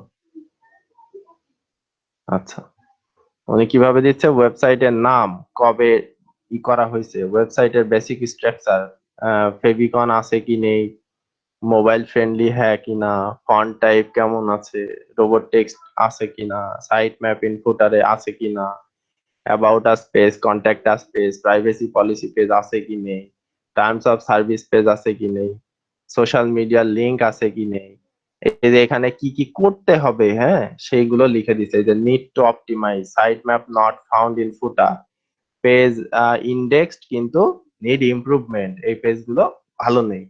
আচ্ছা, তো এই যে আলাদা আলাদা আলাদা আলাদা করে লিখে দিছে না, এই জিনিস আপনারা যদি মনে করেন যে ম্যানুয়ালি আপনি তৈরি করতে পারেন, হ্যাঁ আপনি ম্যানুয়ালি তৈরি করতে পারবেন। আপনি যদি মনে করেন যে আমি ইয়ের মাধ্যমে আসলে কোন একটা টুলস এর মাধ্যমে করব, করার পরে এইভাবে আমি জমা দিব, তাও আপনি করতে পারবেন। সেই ক্ষেত্রে আহ আপনাকে একটা টুলস আমি দিচ্ছি, সেটা হচ্ছে এই supertools.com। এখান থেকে আমরা যেরকম কিওয়ার্ড সিলেক্ট করতে পারি, এরকম এসইওর ফুল একটা রিপোর্ট আমরা নিতে পারি। ঠিক আছে, সেটা আমি দেখাবো।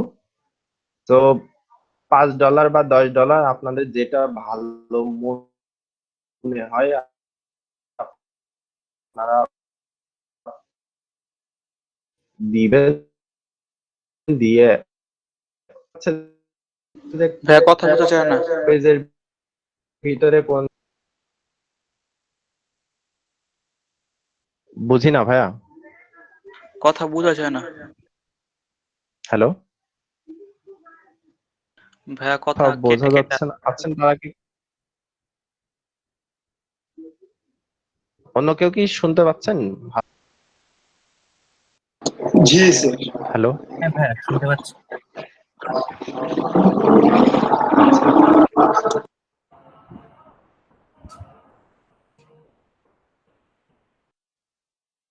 ওকে, আশিক ভাই আপনার মনে হয় একটু নেটের প্রবলেম থাকতে পারে, যার জন্য কেটে কেটে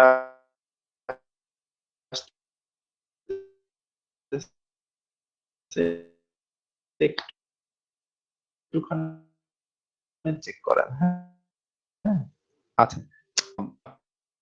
পেজ কিভাবে টোটালি ক্রিয়েট করতে হবে এবং প্যারামিটার গুলো অনুযায়ী মেনে আমরা সেই পেজের মধ্যে কন্টেন্ট দেওয়া, সেটা আর্টিকেল দেওয়া হোক, পেজের ভিতরে যা যা লাগে সেগুলো দেওয়া হোক, পেজগুলো ক্রিয়েট করা হোক, এবং ওই যে রোবট টেক্সট অ্যাড করা বা হচ্ছে যে সাইট ম্যাপ অ্যাড করা, এই জিনিসগুলো আস্তে আস্তে আমরা শিখে যাব। এবং আপনি এসইও অডিটের যে রিপোর্টটা আছে, সেই রিপোর্টটা দেওয়ার সাথে সাথে আপনি সেগুলো যদি আপনার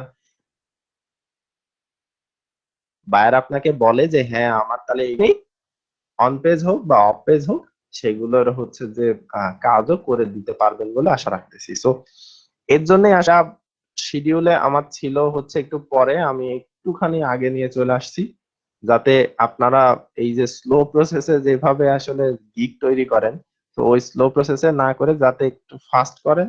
আপনাদের টুলস আমি নিজে দিয়ে দিচ্ছি, যে টুলস এর থেকে আপনি ফ্রিতে প্রিমিয়াম হচ্ছে গিয়ে একটা টুলস এর মতো ফ্রি পাবেন। ঠিক আছে, এই টুলসটা আমি অনেককে রিকমেন্ড করি, কারণ হচ্ছে এটা ফ্রি, বাট প্রিমিয়ামে আপনি যে পরিমাণ ডাটা পাবেন এই ফ্রি থেকে আপনি ওই একই পরিমাণ ডাটা পাবেন। কপি করলাম, এখানে গেলাম, পেস্ট করলাম, রিভিউ দিলাম। আসলে প্রিমিয়ামে যা পাওয়া যায় সেটা এখানে আসলে পাওয়া যায় না, যেগুলো আমরা ফ্রি ইউজ করি। সো আচ্ছা, ওকে, এই যে আমাদের যে ডাটা পুরোটা একদম তৈরি হয়ে গেছে। হুম, এই যে পুরো একটা ডাটা তৈরি হয়ে গেছে।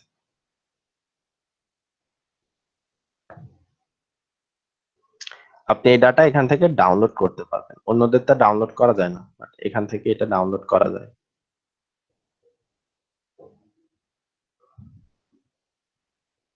হুম, আচ্ছা, আমার ডাউনলোড হয়ে গেছে। So, এখান থেকে আমি যদি দেই, ওপেন করি, আচ্ছা এই যে দেখেন রিভিউ অফ অমুক, এই যে ইন্ট্রোডাকশন কি আছে, কি করতে হবে সব এখানে লিখে দেওয়া আছে, আপনাকে কিছুই করাও লাগবে না। আপনি যদি মনে করেন এক্সেলে দিবেন, হ্যাঁ আপনি এক্সেলে দিয়ে দিতে পারেন, কিন্তু এখানে যা রিপোর্ট আপনি পাবেন একদম ফুল রিপোর্ট পাবেন। 23টা পেজ আছে মোট। হুম, এই যে কি কি আছে না আছে, সো সেগুলো আপনি পেয়ে যাবেন। আমি লিঙ্কটা আপনাদেরকে দিয়ে দিব। আপনারা এটা আপনাদের আজকের কাজ হবে কি যে আমরা যেরকম এর আগে একটা কম্পিটিটর করছিলাম আর কি, আম, চেনা শিখছিলাম। সো সবাইকে আমি একটা নিশ দিয়ে দিব, বা হচ্ছে যে ওই নিশের উপরে আপনারা যে কম্পিটিটর গুলো আছে আপনাদের টার্গেটেড এরিয়াও সিলেক্ট করে দিব, সেই এরিয়া অনুযায়ী আপনারা 5টা কম্পিটিটর বের করবেন। 5টা কম্পিটিটর বের করার পরে সেই 5টা কম্পিটিটরের যে এই যে এসইওর যে অ্যানালাইসিস আছে বা যে রিপোর্ট আছে রিপোর্টটা তৈরি করে ফেলবেন, ঠিক আছে? তারপরে আমাকে দেখাবেন সবাই, একটা ডকের মধ্যে এইগুলো রেখে দিবেন, ঠিক আছে? তো এটা নিয়ে আমরা করতে পারবো। আর আগামীকালকে রবিবার, আগামীকালকেও আমাদের যেহেতু ক্লাস আছে, so আগামীকালকে থেকে আমাদের মূল যে ক্লাসটা শুরু হবে সেটা হচ্ছে অন পেজের ক্লাস শুরু হবে। যে আমরা ওই যে ওয়ার্ডপ্রেসে হোক বা একটা ব্লগারে হোক একটা সাইট ক্রিয়েট করব, বা সাইট আমাদের যাদের ক্রিয়েট করা আছে সেগুলোতে নতুন যে পেজ গুলো আছে, নতুন পেজ কিভাবে ক্রিয়েট করতে হয়, সেটা রোবট ডট টিএক্সটি কিভাবে অ্যাড করতে হয়, এই টাইপের যে জিনিসগুলো আছে আস্তে আস্তে আস্তে আস্তে আমরা ওই জিনিসগুলোতে আগাবো। আর অন পেজের যে প্যারামিটার গুলো আছে এই প্যারামিটার গুলোর সাথে আমরা আসলে মিলিয়ে দেখার চেষ্টা করব যে হ্যাঁ আসলে অন পেজের ভিতরে যেরকম টাইটেল ট্যাগ থাকে, মেটা ডেসক্রিপশন থাকে, বা হেডিংস গুলো থাকে, সেইগুলা ছবিগুলো যদি দেই তাহলে আসলে অল্টার অ্যাট্রিবিউট কিভাবে ছবির নিচে বসাতে হয়, এই টাইপের যে জিনিসগুলো আছে এই জিনিসগুলো আমরা আস্তে আস্তে ঠিক আছে? সো আমি হচ্ছে গিয়ে আপনাদের ওকে টুলস এর নাম দিয়ে দিচ্ছি, বা হচ্ছে সাইট দিয়ে দিচ্ছি, কপি, ওকে, এই সাইটটা আপনারা একটু সংগ্রহ করে রাখেন, ঠিক আছে? তো আমাদের আজকে যে আলোচনাটা ছিল সেই আলোচনাটা হচ্ছে আহ,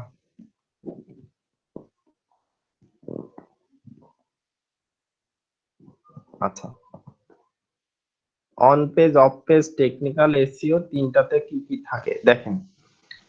কি কি থাকে এইটাই আপনাকে খুঁজে বের করতে হবে ভাই, এইটাই আপনার কাজ।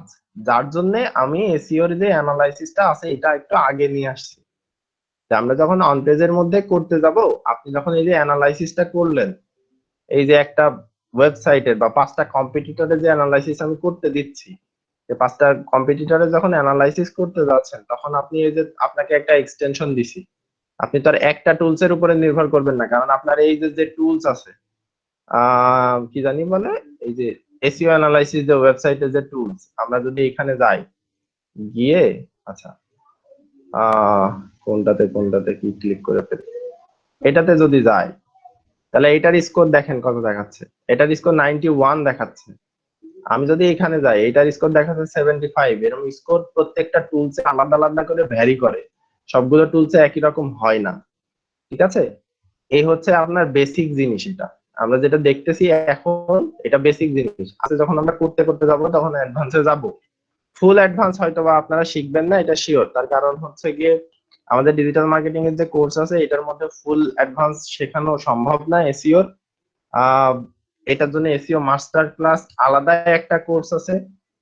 তো সেই কোর্সটা যদি আপনাদের যে এনজিও তারা যদি প্রোভাইড করে কখনো, সেই ক্ষেত্রে আপনারা পাবেন মাস্টার ক্লাস কোর্সটা।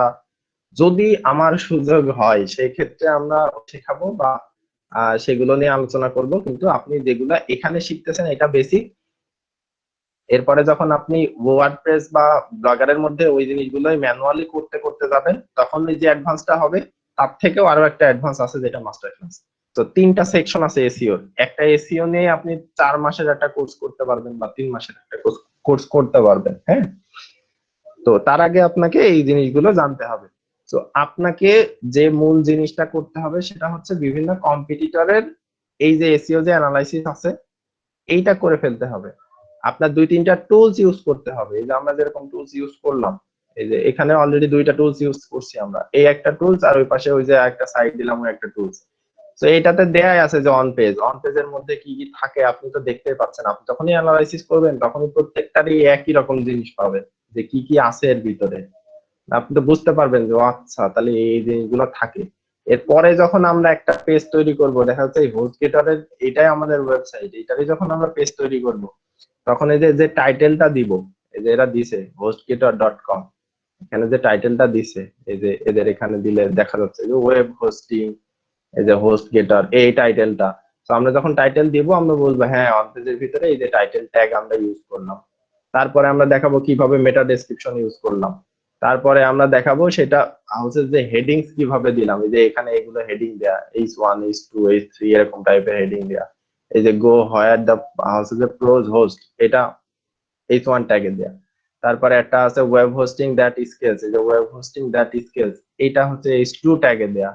তো এইভাবে আমরা হেডিং ইউজ করলাম কি করলাম না সেইগুলো আমরা দেখাবো।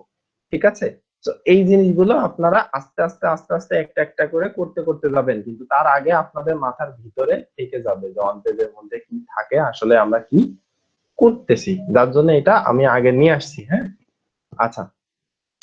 আর এই যে যেটা আছে গুগল প্রিভিউ, এখন প্রশ্ন হইতে পারে ভাই আপনি তো বলছেন না যে গুগল প্রিভিউ থাকতে হবে।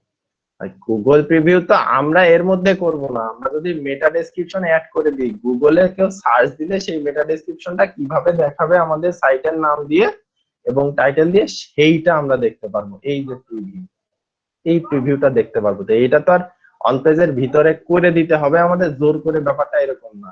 আমি যদি শুধু এইটা দেখি, এইটাই ধরি গুগল প্রিভিউটা, তার মধ্যে তো আমার টাইটেল ট্যাগ আর মেটা ডেসক্রিপশন অ্যাড করতে হচ্ছে। সো আমাদের কাজ অন পেজের ভিতরে টাইটেল অ্যাড করা হবে, মেটা ডেসক্রিপশন অ্যাড করা হবে, কন্টেন্টের ভিতরে হেডিং অ্যাড করা হবে, ব্যাস। আর এই যে কন্টেন্ট অ্যানালাইসিস করে রেখে দিয়েছে, এখন এইটা অ্যানালাইসিস করেছে যে কোন কোন টাইপের কন্টেন্ট এই পেজের ভিতরে আছে সেইগুলা। তা আমরা তো কন্টেন্ট যদি এই নিশ নিয়ে না করি তাহলে তো কন্টেন্ট আলাদা হবে। অল্টার অ্যাট্রিবিউট এইটা আমরা করব যে কিভাবে একটা ছবির পিছনে ছবির পরিবর্তে কোনো কিছু লেখা যায়, কোনটা সঠিক এবং কোনটা ভুল। আচ্ছা, তারপরে হচ্ছে কি ইন পেজের মধ্যে কিভাবে লিংক তৈরি করতে হয়। লিংক আপনারা আর্টিকেলের মধ্যে শিখছেন, একই রকম করে অন পেজের ভিতরে কিভাবে করবেন সেটা শেখাবো। এই যে প্যারামিটার গুলো, এই প্যারামিটার গুলো আপনাদের প্রথমে চিনতে হবে, যার জন্য বেশ 5টা-6টা কম্পিটিটরকে আপনাদের অ্যানালাইসিস করে দেখতে হবে। দেখার পরে প্রথমে আপনারা শিখবেন কোনটা ভালো কোনটা খারাপ। ঠিক আছে, সো ততদিনে আমরা এই অন পেজ গুলা শেষ করে ফেলবো। এটা হচ্ছে ব্যাপার। সো এটা আস্তে আস্তে হবে, একবারে আপনি করতে পারবেন না। আচ্ছা,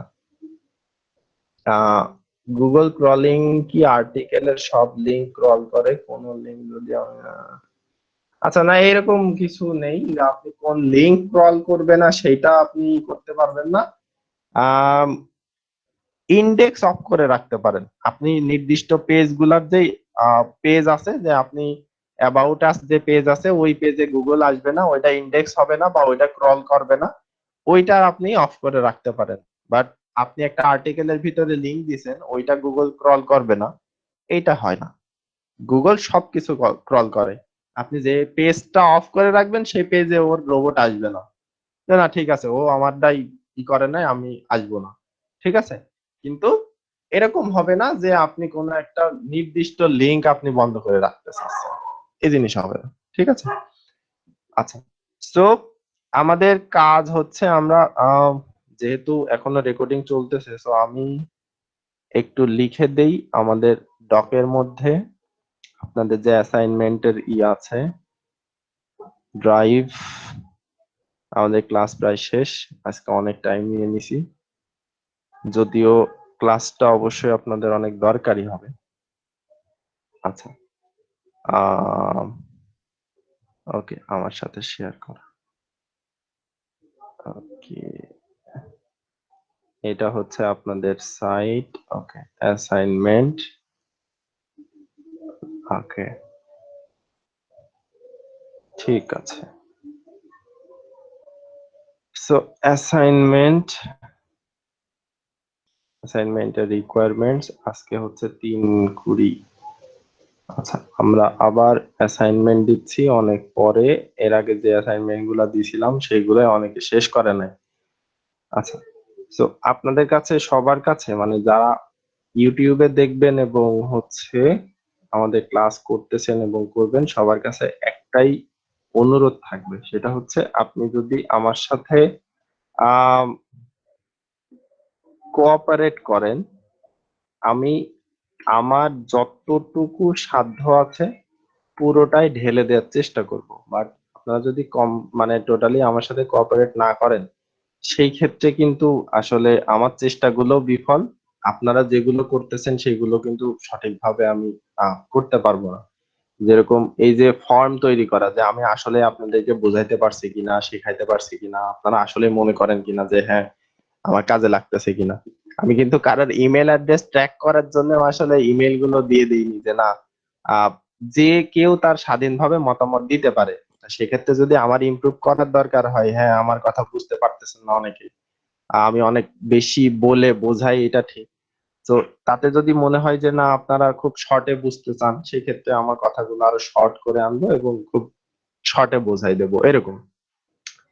সো এই জিনিসগুলো জানার জন্য আসলে বিভিন্ন কিছু পদক্ষেপ নেই। তো তাতে একটু কোঅপারেট করবেন সবাই, তাহলে মনে হয় আপনাদের জন্য বেশি ভালো হবে। আহ যে জিনিসগুলো শেখাইতে পারবো না, যে এই জিনিসগুলো আপনাদের কোর্সের অন্তর্ভুক্ত নেই, এই জিনিসগুলো শিখতে হলে আপনারা বিভিন্ন সোর্সের মধ্যে যাইতে হবে, বিভিন্ন আহ ঘাটাঘাটি করতে হবে, ওইসব সোর্স গুলো আমি দিয়ে দেওয়ার চেষ্টা করব। আপনাদেরকে কষ্ট করে খুঁজে আরো বেশি ঘাটাঘাটি করতে হবে, সেটা যদি আপনারা ওইটা নিয়ে আরো বেশি আগাইতে চান তখন। কিন্তু তার আগে ইজিলি ওই জিনিসটা বোঝার জন্য বা জানার জন্য আপনারা যেগুলোই করবেন সেই সোর্স গুলো দেওয়ার দায়িত্ব আমার, আমি দিয়ে দিব। ওকে, তো আপনাদের অ্যাসাইনমেন্ট হচ্ছে গিয়ে আহ আপনারা প্রথমে এক্সটেনশন অ্যাড করবেন। হ্যাঁ, এটা প্রথম কাজ। দ্বিতীয় কাজ হচ্ছে ফাইন্ড 5 SEO অ্যানালাইসিস টুলস বা সাইট। আমরা যেরকম কিওয়ার্ডের টুলস বলতে বিভিন্ন সাইট বুঝি, এটা এরকম। ওকে, আপনাদের নিশ হইল NI নিশ। আচ্ছা, আপনাদের নিশ কি দেয়া যায়? নিশ কি দেয়া যায়? আচ্ছা, আমরা যেহেতু ডিজিটাল মার্কেটিং নিয়ে কাজ করতেছি, তো সেই ক্ষেত্রে কি দেয়া যায়? আচ্ছা, কেউ একজন সাজেস্ট করেন, আমরা যে 2-3 জন আছি। টেকনোলজি। আচ্ছা, টেকনোলজি নিলাম। টেকনোলজির ভিতরে একটু মানে নির্দিষ্ট করে চাচ্ছি যে কোন টাইপের টেকনোলজি আমরা নিতে পারি।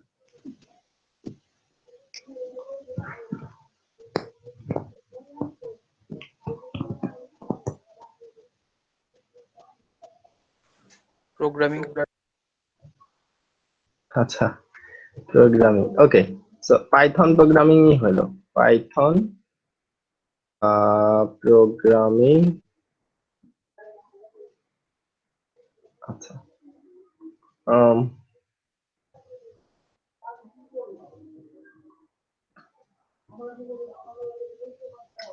Python programming for beginner. ঠিক আছে, আচ্ছা, এটা হচ্ছে আপনাদের নিশ বা টপিক বা যেটাই বলেন না কেন, যদি বলতে পারেন যে কিওয়ার্ড সিলেক্ট করে দিছি, হ্যাঁ তাই। আহ, আচ্ছা, কি হইলো?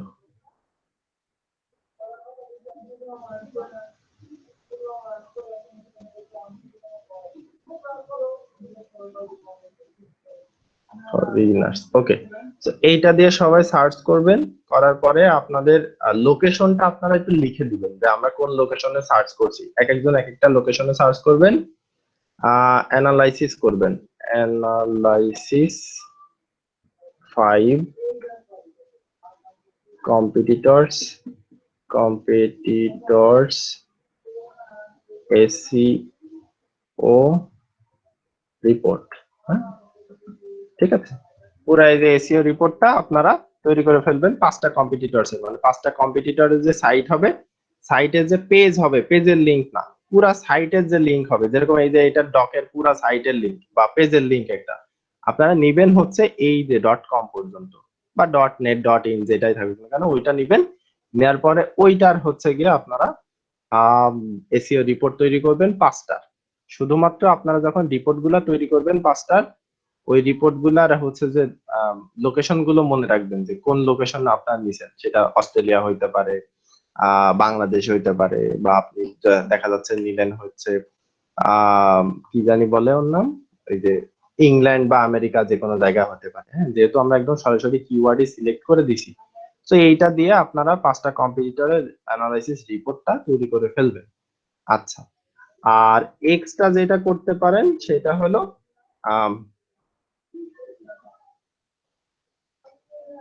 Research,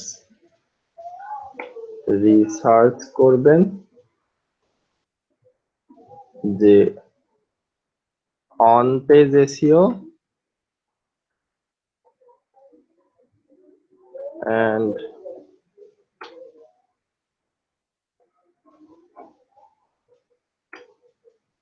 of page SEO. হ্যাঁ, এর ভিতরে কোন কোন প্যারামিটার গুলো থাকে এগুলো আপনারা এই যে এইটার ভিতর থেকে পেয়ে যাবেন। ঠিক আছে, এইটা আপনারা একটু চোখ বুলিয়ে নেবেন। এরপর আমরা যখন আস্তে আস্তে করব, এটার সাথে মিলিয়েই করব। সমস্যা নেই যে আপনি করতে পারলেন না বা ভাই আমি বুঝতে পারিনি, কোনো সমস্যা নেই। আপনি আগে দেখেন, রিসার্চ করেন, একটু গুগলের মধ্যে ঘাটাঘাটি করেন যে আসলে অন পেজ এসইও এর মধ্যে কোন কোন প্যারামিটার থাকে, অফ পেজ এসইও এর মধ্যে কোন কোন প্যারামিটার থাকে। এগুলো যখন আপনার আয়ত্তে চলে আসবে বা মাথার ভিতরে কোন রকম থেকে যাবে, আপনার মুখস্থ করে রাখার দরকার নেই। আমরা ধাপে ধাপে যখন এগোবো, তখন এই যে অ্যানালাইসিস করে আমরা আসলে কি ডাটা পাইছি, ওটা খারাপ না ভালো, সেই জিনিসটা আমরা যেরকম বুঝতে পারবো, রিসার্চ করে আমরা কোন কোন প্যারামিটার গুলো পাইছি, সেই প্যারামিটার অনুযায়ী কিন্তু আমরা আগাচ্ছি কিনা সেইটাও আমরা বুঝতে পারবো। সো আপনাদের যে অ্যাসাইনমেন্ট হচ্ছে টোটালি এক্সটেনশন অ্যাড করা, 5টা এসইও অ্যানালাইসিস টুলস হচ্ছে যে খুঁজে বের করা, তারপরে গিয়ে আপনারা হচ্ছে গিয়ে কি করবেন সেটা হলো এই যে 5টা কম্পিটিটরের যে এসইও রিপোর্ট আছে, এই রিপোর্টটা তৈরি করবেন। ঠিক আছে, তো এটা হচ্ছে আপনাদের কাজ। এটা একটু আগামী কালকে যারা যারা ক্লাস করবেন সবাই অবশ্যই করে নেবেন। সো এটা আমি করে দিয়ে দিব, আর ওই লিংকটাও আমি সবাইকে দিয়ে দিব, যে কোনো ভাবে যতগুলো আমাদের আছে আর কি, সোশ্যাল অ্যাকাউন্ট আছে বা আমরা যেখানে যেখানে অ্যাড আছি সবাইকে দিয়ে দিব। ঠিক আছে, সো আজকের মতো এই পর্যন্তই। আর আশিক ভাইয়ের যে প্রশ্নটা, এই যে গুগল ক্রলিং এর, এটা তো দিছি। আর এই যে of page on page technical SEO এর মধ্যে কি কি লাগে না লাগে, হ্যাঁ, এইটার ব্যাপারে ব্রিফ আমরা পরে করব। ঠিক আছে, সো আজকে এই পর্যন্তই। ভালো থাকবেন সবাই। অনেক বেশি দেরি হয়ে গেল আজকে, যাই হোক।